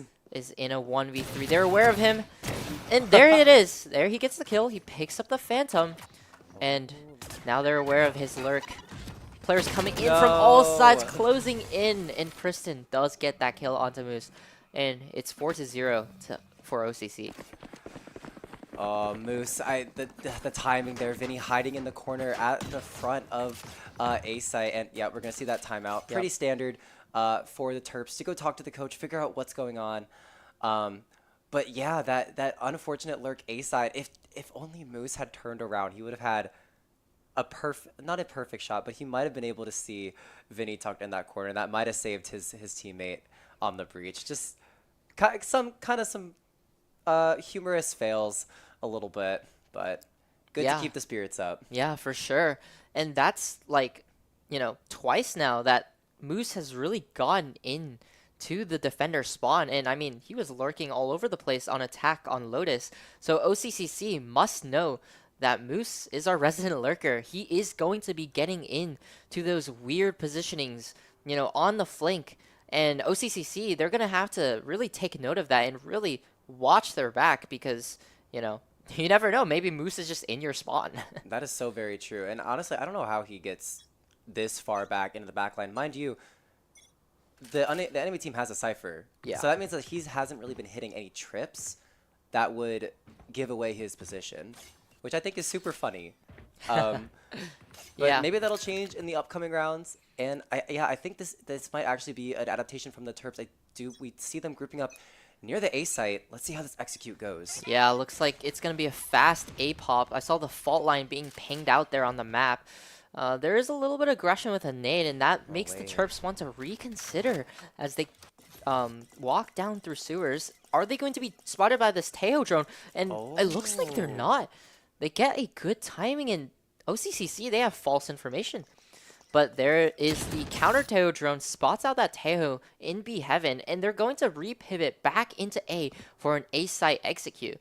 Moose here taking that initiative, looking for the angles for the team, and he's able to get that first pick onto Vinny as they scale up onto site. Swirls double satcheling in, taking that space on site, and there's no one else on site, and OCCC, now they're set up for that retake. Wow, that was a near flawless execution from the Terps. And now going into this post plant, we are going to have a 4v5 situation. But Moose, two players here around on that elbow. flash. He's going to be stunned up, but Salamander on the other side, Wait, they don't know about him. They don't know about him, and they're just going to let him through. Salamander, Wow. finally, he strikes, and he's able to take down Yuki. And Superman, he has to watch his back now. But oh no, Salamander is just being a really big pain. But the rest of his teammates go down on site. But thankfully, he has the guided missiles. Cromsy is able to get half, and he is stunned up.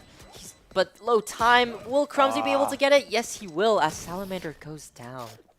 Yeah, I think, oh gosh, just chaos on the site from the Terps, losing the inevitable 3v3 there. Perhaps just not isolating their 2v1s, taking their advantages where they can. It looked so good, but they just could not get it over the finish line. Yeah, I mean, that was a great entry pick from Moose, but it looks like things just all fell apart during the retake. It looks like OCCC, I mean, they are just super fast with the retake, and it looks like the Terps might not have been ready for it. But no matter, headed into this next round now, it is a little bit more of a lighter buy from the Terps, and they're just going to send it down A. Looks like the Cypher is set up here. Swirls runs into that tripwire, is unfortunately gets taken down. Justin teleports onto site and is able to get that plant down as the Terps again set up for another post plant. This time Salamander scaling into that smoke, trying to do something different, trying to be a little bit sneaky and get a pick, and he is able to get one before falling to Yuki. Okay. And the rest of the Terps fall, but honestly, not a terrible eco round. Did some damage, got the spike down. That's honestly all about you can ask for in that situation. Again, that's money in the bank, and it's really, there's only so much you can do when you have those stingers and you're sort of on the back foot. But 6-0 in this second match, second round of the series. Yeah. Like I said last time, and I'm just gonna say it again because I feel like it's pretty accurate. Something's got to give. Yeah, something has got to give, but hey, 6-0, no worries. Yeah, 6-0, no, we've come back. Nah, Split is a more defense-sided map, so that is something to consider. So honestly, any rounds that the Terps can pick up on attack here will be really valuable, as they are headed in to this next round with a full buy. It looks like they're going to be headed into the B site here where the Cypher is set up. But suppressed, Salamander is going to drop those guided missiles, swirls, satcheling in, able to pick out Cromsy as Terps have the site. It's a 4v4 now as OCCC sets up for another retake. Will Terps be able to fend off the retake this time? We'll see. Yeah, and oh my goodness, that is the ultimate combo. The Rolling Thunder and the Armageddon coming from OCCC. The Terps are just unable to do anything as Salamander and Justin, the last two people alive, as Spike is down on site. And they are going to need to get some picks, get some kills on the board here in order to have a fighting chance at this round. It's the last two players for the Terps, and Salamander trades his life for a pick. Now it's just Justin in this 3v1. Not sure if he spotted the player behind the box on his left. Yeah, but only 30 HP. I mean, it is so difficult. Oh my gosh. Beautiful pick. And that's a waste on the global. Yeah, honestly. Well, I wouldn't great say waste, effort by but Justin. I mean, baiting out that Cloval. You know, I mean, they used 3 ultimates that round, right? They used Armageddon, they used the Rolling Thunder, and they used the Cloval. Yeah. So honestly, overall, very good value. But you know, it is 7-0. We are going to need to see some sort of adaptation. You know, I'd like to maybe see Terps maybe try exploring mid. That's something that they haven't really done. It's true.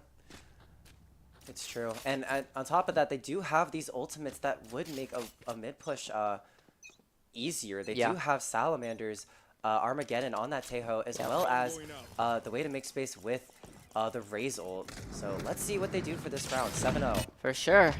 And looks like they heard my advice. Swirls scaling into B Heaven here. Is able to scout out that Tejo. And oh my Moose gosh. does get picked off on his lurk there. And looks like they're grouped up mid. Vents is smoked off, but there's no one playing there right now, as Justin is going to explore from B main, possibly into a B split here, as they break that first tripwire onto B Heaven. But all of OCCC has basically rotated over. Swirl's popping his ult, gets one, and Salamander gets rid of Yuki as well on site. and they're able to convert it into a 3v3 situation. But Priston, up in heaven, being an absolute menace, is able to bring it down to a 1v1. Justin, and what a beautiful headshot. Justin, ice cold in the clutch. Look at him. Look at him. That was a beautiful shot from Justin, and yeah, let's get a replay on that. Poor Salamander getting Valoranted right there, and just Justin finding this first 1v1 on the Clove, and then finding the second headshot on the Raze. Just beautiful. Yeah, Justin, really the ice-cold clutch player that the Terps really need right now. I mean, what a beautiful Guardian shot, and that was a great adaptation from the Terps. I mean, like, you know, I did, you know, maybe they heard me through the walls, but yeah, like going through mid, that was really the adaptation they needed. It looks like now they're scaling fast into A ramps. Swirls double satcheling up into there, and it's Priston onto A rafters. And are they going to take this duel? Is he going to win it? I don't know. We'll see. Guided salvos everywhere. I mean, it is just chaos. Yeah, so utility being thrown around everywhere. And Swirls, Cloud, and Salamander, the dynamic trio, they're holding that ramp space as Justin takes that fight onto Priston. But Moose now, he's kind of scouted his way around, and he's going to look into B, and he's going to call his team over to maybe make the rotate. Because OCCC, I mean, they're deeply stacked on A, and they have very weak defenses on B. Camera taken out. Oh, but the rotate is spotted from Cromsy on that cam. OCCC is aware, and they will be moving over, and Superman finds two in mid. Oh, so unfortunate, and that just puts a complete halt to the Terps push. They're going to see if they can find something on this B side, but Cromsy's here to greet them. Finds the one, goes for the two, misses a little bit, and yeah, once again, Cromsy, just like Moose did last game, really anchoring down that B site, and it's all up to Cloud now in a 1v4 situation. 12 seconds on the clock. I mean, it is just so hard. And it's really, really nice try from the Terps there. But yeah, I mean, OCCC, by the time that the Terps got there, they were basically already rotated over. So maybe we need to see some quicker rotations, you know? I see that OCCC are really doing some like fast, heavy over rotations whenever the Terps make a lot of presence. So maybe, you know, pulling a fake or doing something of that sort might be effective here. Yeah, I 100% agree with that statement. I think the Terps they're playing far too slow. They had the A push, they had the site relatively clear, they had their util, their smokes up, and then they just stood there. And it's just heartbreaking to watch when you know, obviously from an observer perspective, there's no one on the site. Yeah. It's harder when you're in-game. And oh, look at this push into... Oh my gosh, Swirls with the classic is able to upgrade to a Vandal and takes out Superman before getting killed by the Aftershock. But Justin headed back into Vents, picks up that Vandal upgrade, and it's a 2v3, but the Terps scaling up into heaven here. But Cromsy on the flank is able to take them out, and it's 9-1 once again.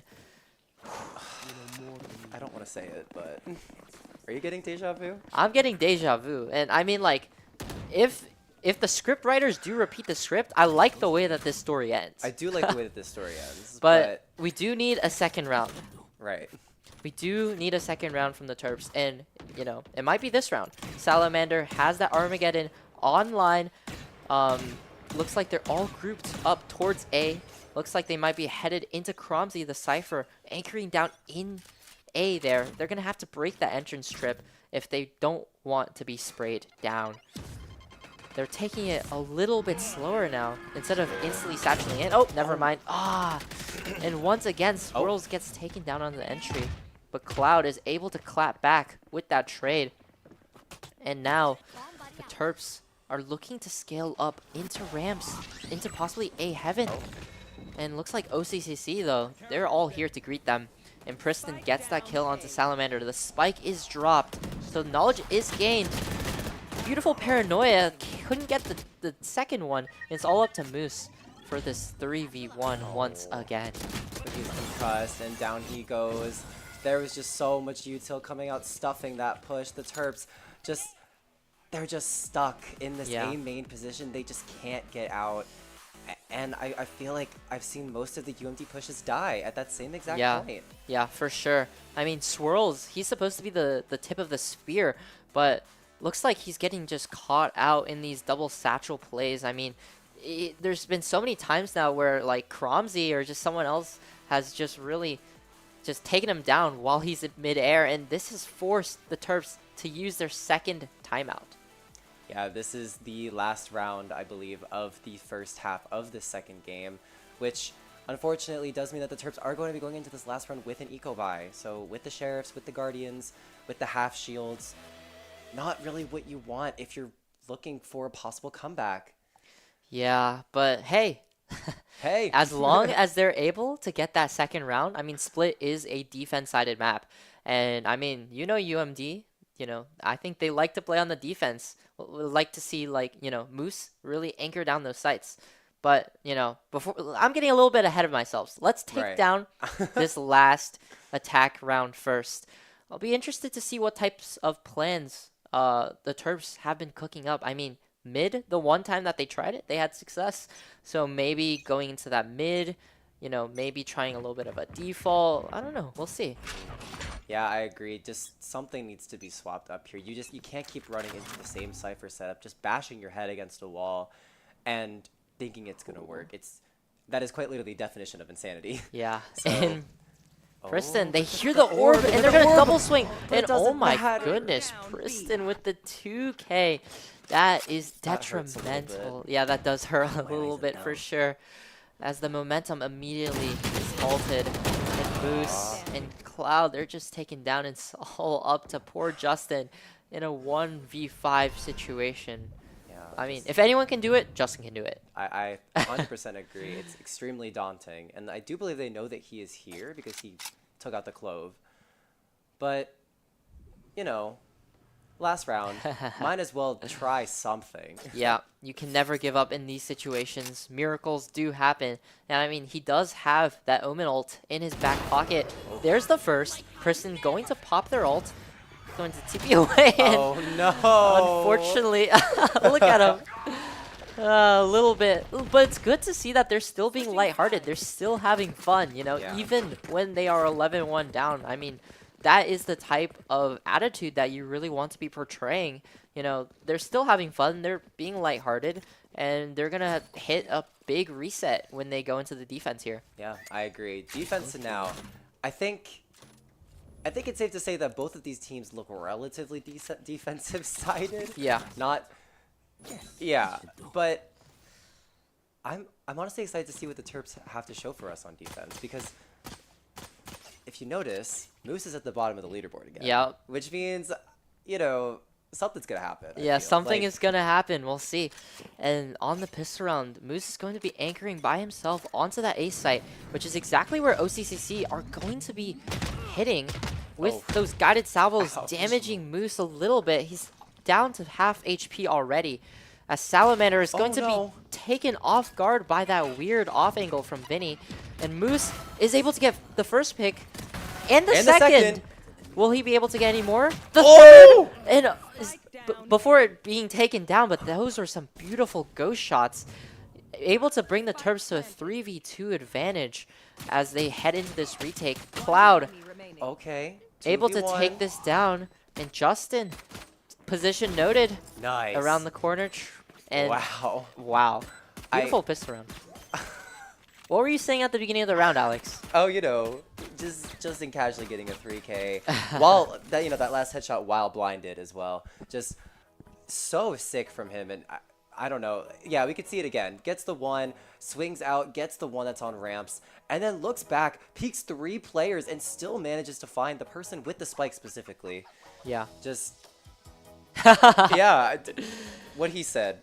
Look at him. He is really motivating the team right now, and he's the team's IGL as well. He's making those mid-round calls. He's the really leader for the Terps. He's keeping their spirits motivated, and he just got a big 3K to secure the pistol round. And now they're be going into an advantage as they head into the second round here.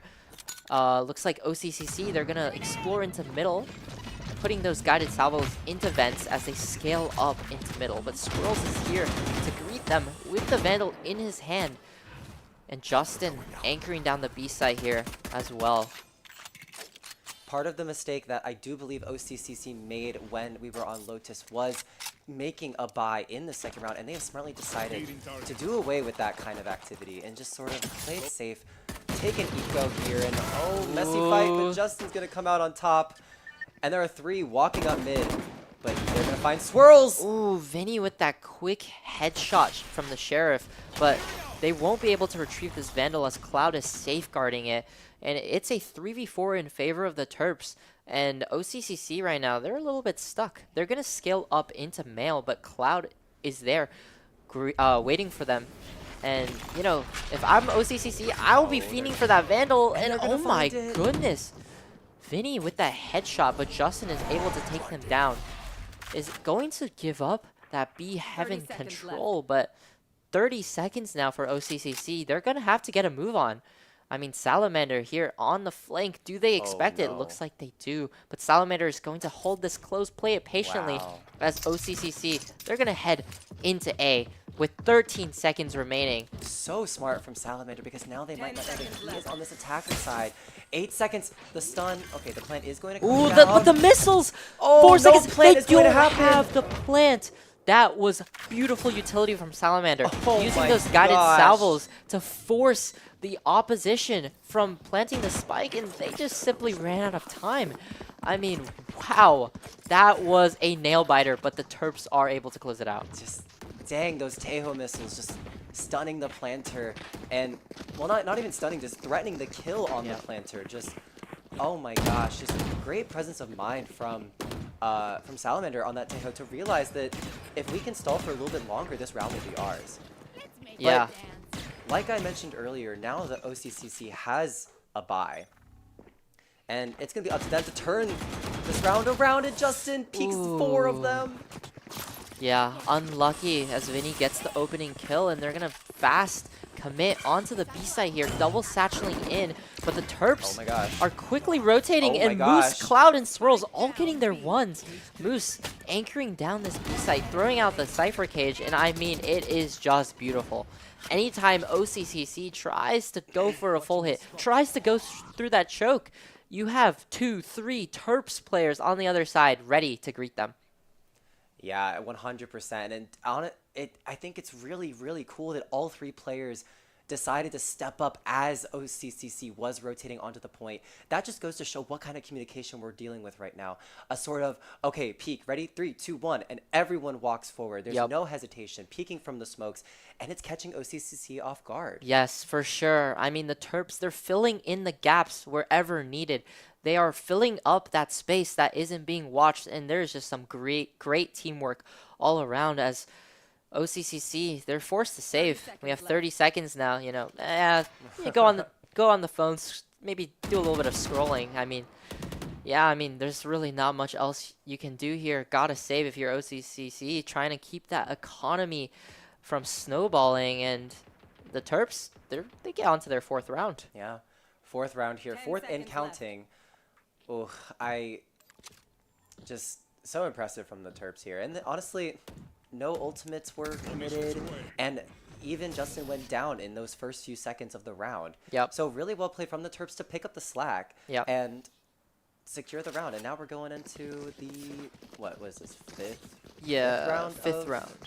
4th round? 4th round of attack. 4th round of attack. Yeah, but the Terps were able to convert that bonus round, which means that OCCC, they don't have that great of a buy. It's going to be some people with Vandals, but others with Sheriffs. And I mean, like, you know, it looks like Moose, once again, is going to be anchoring on that A side. I mean, this guy is just a rock. You can't move him. He's an immovable object. I feel like I'm watching, like, quite literally an immovable mountain and an unstoppable force just going at each other, because neither team can seem to get a point on this attack. But as I say that, Swirls does get extremely pressured from the Tejo utility. Yeah. Looks like OCCC might be looking for another stomp up this midsection. Yeah, honestly, on split, you really want to take advantage of this middle. Maybe try and go for some splits. Try and take B Heaven like they're doing right now. Swirls is low, 25 HP, and he's going to wait for them to swing.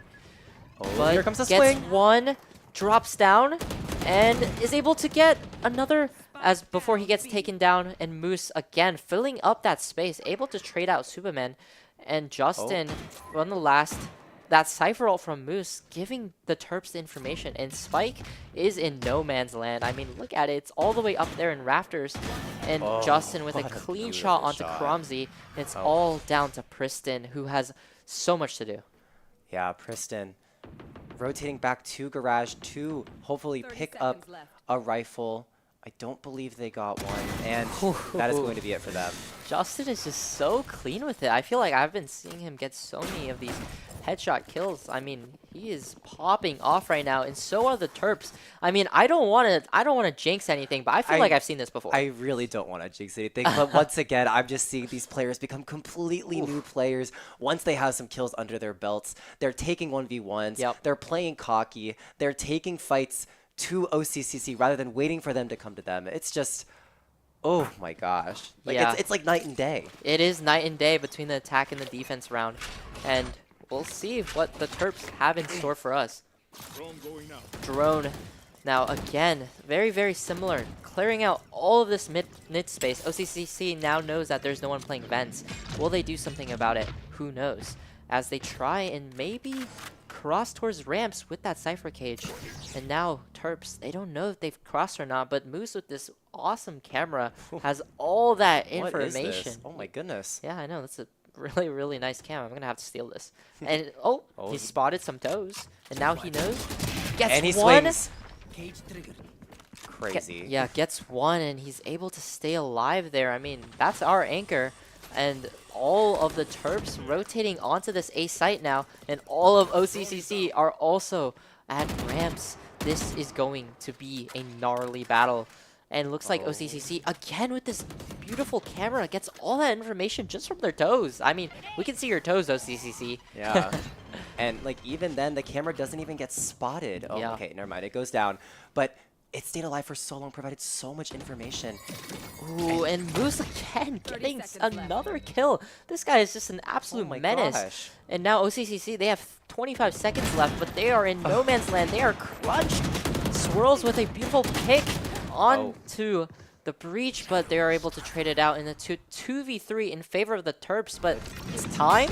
12 seconds, 10 seconds. Priston only has no time, honestly, to plant, and it's gonna be another round for the Terps as they close this one out.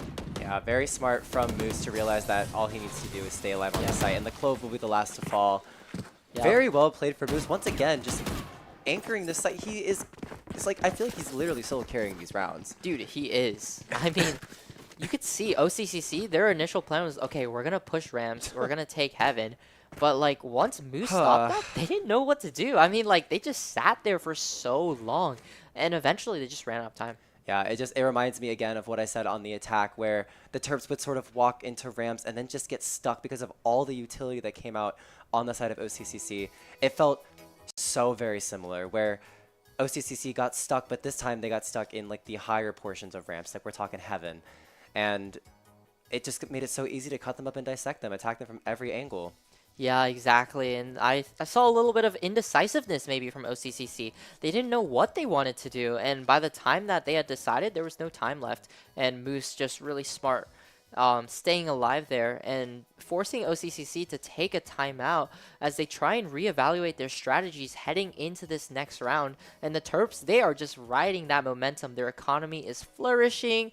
You know, I think I saw some ults also coming online, and it'll be really interesting to see what happens in this next round. Yeah, it always feels good to be on a winning streak or like in a momentum lead per se. And the Terps are really riding this wave to a, what is this now? Is this again like a 5-round streak? Yeah, 5-round win streak, yeah. Exactly. And looks like OCCC, they are on a little bit of an eco buy. So the Terps have to be careful to not get thriftied here. Looks like this time they are 5-man in B main, maybe trying to avoid Moose, honestly. If I were them, that's what I would do. I mean, like, if you see Moose, all right, I'm going to go to the other side. Exactly. But, yeah, Justin now putting this kind of one-way smoke as he has to back up from the angle. And OCCC with the execute, and Terps have to play this retake. Justin in the smoke with a shorty, waiting to see if anyone gets a little bit overzealous and pushes into the smoke. But Swirls, with the Raze ultimate, satcheling in, is able to get one, but behind him, Vinny gets that Sheriff kill, but Justin is there to pick up the slack. Pandemonium on site, but the spike is still not down. Justin getting one more kill. Salamander, will he be able to clear the Cypher that's right behind the box? He gets the Clove, and it is a 4-1 as Salamander cleans it up on the B site. Beautiful, beautiful hold from the Terps. Absolutely beautiful from every single player on this team. Like, man, watching these players play in tandem and really play off of each other, it really, like, this looks like a team to me. Exactly. Watching Swirls go in with the ultimate, going in, distracting the players, and then, you know, Justin from CT picking up the player in the corner and then blinding the main to stop the push, and it's just... It's beautiful. It's beautiful. It is. This is beautiful Valorant. This is what I like to see. My eyes are being blessed right now as the Terps as the Terps head into another defense round. Looks like this time OCCC, they're gonna keep their Cypher lurking onto B while having the rest of their team go A here. A little bit of a different strategy, you know, trying to see if the Terps will over-rotate, but I mean, we have Justin there anchoring onto B like a rock, as OCCC kind of commit into a little bit more of a default, trying to scout out the map, trying to see what's happening. Yeah, I feel like this is among the first times we've seen OCCC try to go for a lurk or something of that nature, and maybe it's working, as we do see 4 players rotate to B, leaving Moose alone on this A site. But as the Clove smokes go up, and the camera is still here in heaven. Yeah. Oh, the stank camera, man. Salamander now is faced with the pressure as OCCC barrels into A heaven, but also through B main. They are able to get that spike plant down, and it's honestly mayhem. Swirls is able to sniff out that lurk from Vinny, but Kristen takes down Moose on that A screens. And right now, it is honestly just chaos everywhere. Aftershock, reach stun, it is pandemonium. But settling down now, it's a 2v4. The Terps are in a little bit of a disadvantage as they try to retake this site. I mean, they are tucked in these positions and they are not moving. Yeah, but they do have this one extra blind from the breach. Drops down the peaks too. It's up to Salamander and the bomb is ticking.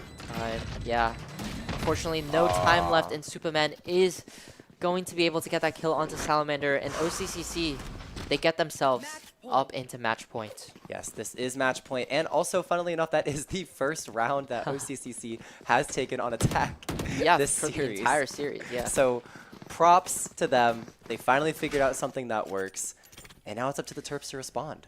Yeah, but now the Terps, there's no more room for error. I mean, on the first map, it was 10-2, but now they won a round, and now it's match point. The Terps have to play to absolute perfection from here on out, and it'll be interesting to see how Moose deals with this pressure, as OCCC once again going to take that early A main control as Moose is jiggling this angle. And once again, we do see OCCC, like you said, way back when we first started talking about Valorant, if it ain't broke, don't fix it. And we see Vinny going in with the Raze ult, not going to find anything, but the tail ult is going to come out on the point, just making so much space, and the Terps have to give it up. Yeah, but that was an Armageddon wasted from the Teho, and Kristen pops their ult, and will they be able to get a kill to refresh? And no, they won't. Salamander now also has their Teho ult online. Will he use it? Yes, he will. Is able to flush out that breach and is forcing him to swing. Gets that kill as they pop onto site. Last one remaining now is Cromsy in that A heaven position, but it's a 4v1. Gets the first, but Moose is sticking that bomb. Cloud needs to cover, and he does not, but Moose is able to stick that bomb to completion and get Cromsy in the process. So that was beautiful. I mean, wow. That was a little scary. A little bit scary, oh my but gosh. Cromsy with, I do believe that was a 4K on the round, if I'm not mistaken. That, and like once again, it just goes to show how how impactful these lurks have been for both sides of the field. And I think maybe it's about time that Moose maybe puts a trip or something for a potential flank. Yeah, for sure. But heading into this next round now, I mean, again, every single round the Terps need to play to perfection. Teho droning down mid, getting that information before being broken. Swirls and Cloud playing in B heaven, hoping to combo that utility, and Justin is forced off the angle by the fault line, forced to TP away, and Paranoia to stop the push. As things settle, looks like they are still behind the smoke, and OCCC are going to reconsider their options. Yeah, Justin sort of getting, well, not sort of, he definitely got a little bit scared seeing at least 3 players, but that's not going to stop the rest of the Terps from looking mid, finding one, but Swirls will be traded out by Yuki. And now 4v4, but 1 player down in mid. Yeah, looks like OCCC now are gathering for this B hit. Justin and Cloud, the anchors on this site. I wonder if Cloud has his fault line for the stun for this hit. Superman is going to stun onto Justin. Oh, but it didn't hit. And oh my god, beautiful stun from Cloud. And Justin is able to take advantage of that before getting traded out. But we still have Cloud here anchoring on site, and Salamander too filling in that space. And OCCC, they have 23 seconds. They have no option but to come B. And Moose knows it too. He's holding down B heaven, holding a high-low angle, and they are able to get these kills. 12 seconds now. All they have to do is swing. Get Kristen, and bam. Wow. Salamander with a 3K on that round. A beautiful play from the Terps, just to have the, yeah, let's get that replay. Cause, yeah, look at that. You know, Moose is above him providing the covering fire, but Salamander here on the low ground, on, what is it called? Being like hell? Yeah, well, I'm thinking of something else. I can't remember, but either way, being the first person in that battle, just, oh, so good from him. And now, once again, 9-12. This is still match point. But again, OCCC is not going to have a bye. Yeah. So perhaps less dangerous this round in particular. Yeah, and here we go. Seeing something a little bit different, but with their Cypher lurking up onto B main. But Salamander, that drone breaking is going to give them information that there are at least some OCCC players playing deep in A main. And, ooh, Salamander gets that first pick onto Vinny. Beautiful. And now Cloud. Uh-oh. Ooh. Oh, this Cromsy timing. is timing Justin. Does he know that he crossed? I don't think so. Look left, Justin. Justin! No! Cromsy is able to get that pick, and Cromsy is able to upgrade to that Vandal, but Swirls quickly filling in that space. They're going to quickly try and take him out, which he does. But OCCC, they're quickly rotating to B, but Cloud and the Swirls are already on site. That fault line stopping OCCC from getting that hit as things slow to a halt. Yeah, and here comes the Cypher ultimate on the side of the Terps, locating each and every one of the OCCC players. They know that one is heaven. Timing Don't look once away. again. Cloud was holding heaven, but Moose is there for cover. 3v2 in favor of the Terps. Swinging out, 2v1. Last one B main. Again, 20 seconds. They don't have a lot of time to plant the bomb, and Moose is covering fire there. 15 seconds remaining. They have to get the plant, but Moose, so solid. And another very close eco round, but the Terps are able to close it out. I'm like taking cleansing breaths myself. This is making me nervous, and I'm not even the one playing. Just watching some of these times where the Terps are just getting so unlucky with these timings, specifically with Priston being in heaven and finding the one player with the Guardian. Just, oh my gosh. But I feel like one thing that the Terps are very good at doing is covering for other players. I feel like, especially on this defense, when one player goes down, they are usually getting traded out. For sure, for sure.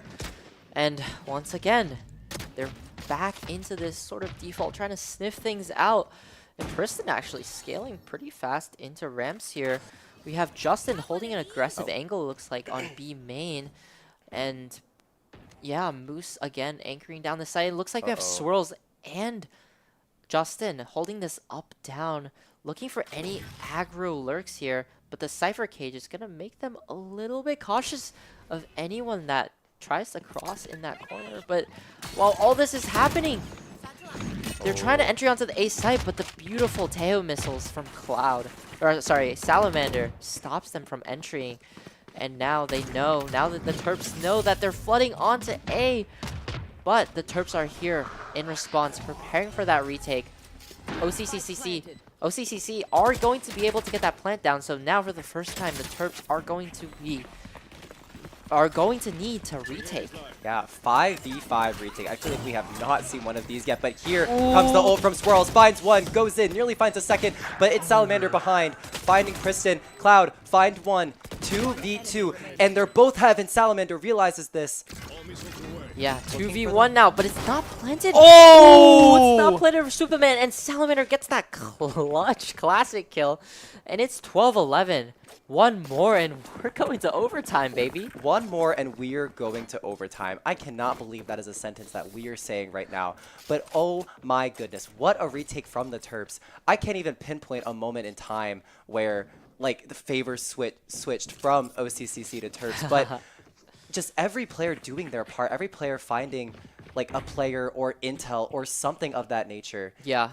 And yeah, wow. And I really have to compliment Swirls there, being that tip of the spear, going in with that Razor. You know, he gets a crucial pick and dies, but the important thing is he gets that entry. He's able to throw off the crosshairs of the enemy, and the rest of his team is able to trade him out, which is honestly amazing teamwork from the Terps as they head into the next round. This is the last round of regulation. If the Terps win this round, they will be able to bring it into overtime, which I am dying to see, to be honest. Oh, Justin. Ooh, with the Outlaw, Wait, yeah, too. with the Outlaw, too. Not even... That is what? really smart play, because I think the OCCC are on a little bit of a low buy, so he knows that they might be on light shields, and all he needs is a body shot with the Outlaw that does 140 damage to kill one of the OCCC players. So that was really smart. I mean, they have so much money. He just bought another Vandal. Yeah, exactly. Just...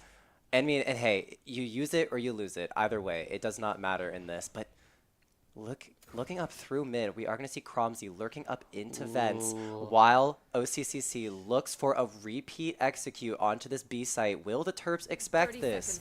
Ooh, Justin cleverly smokes out this B main. Armageddon coming through. Cromsy, the lurk is paying off here, but Cloud, beautiful flash, is able to lock onto Cromsy and eliminate that lurk, as it's a 4v3 retake now for the Terps. Justin holding the spike, or holding the smoke, 10 seconds, but the Armageddon comes through.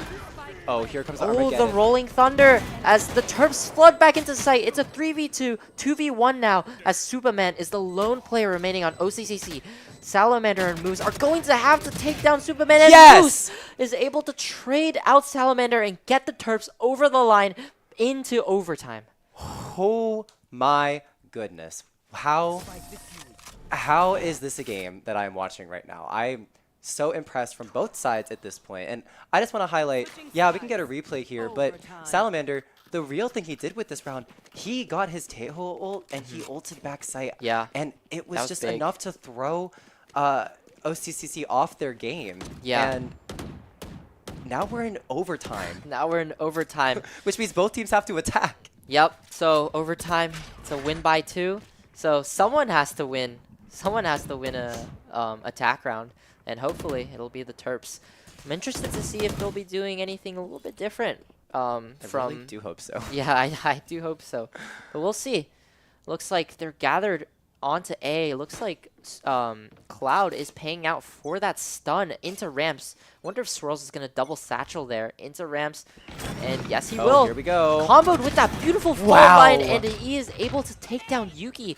And the Terps are just coming in, guns blazing onto the A site. Superman is going to have to anchor this site down, but the Terps are already on site, flooding out, getting that trade. Moose getting that kill onto Priston, and it's a 4v1. And just like that, in the blink of an eye, the Terps take down the attack round. Oh my gosh, that was like, what, 15 seconds? Yeah, that was I don't crazy. even know.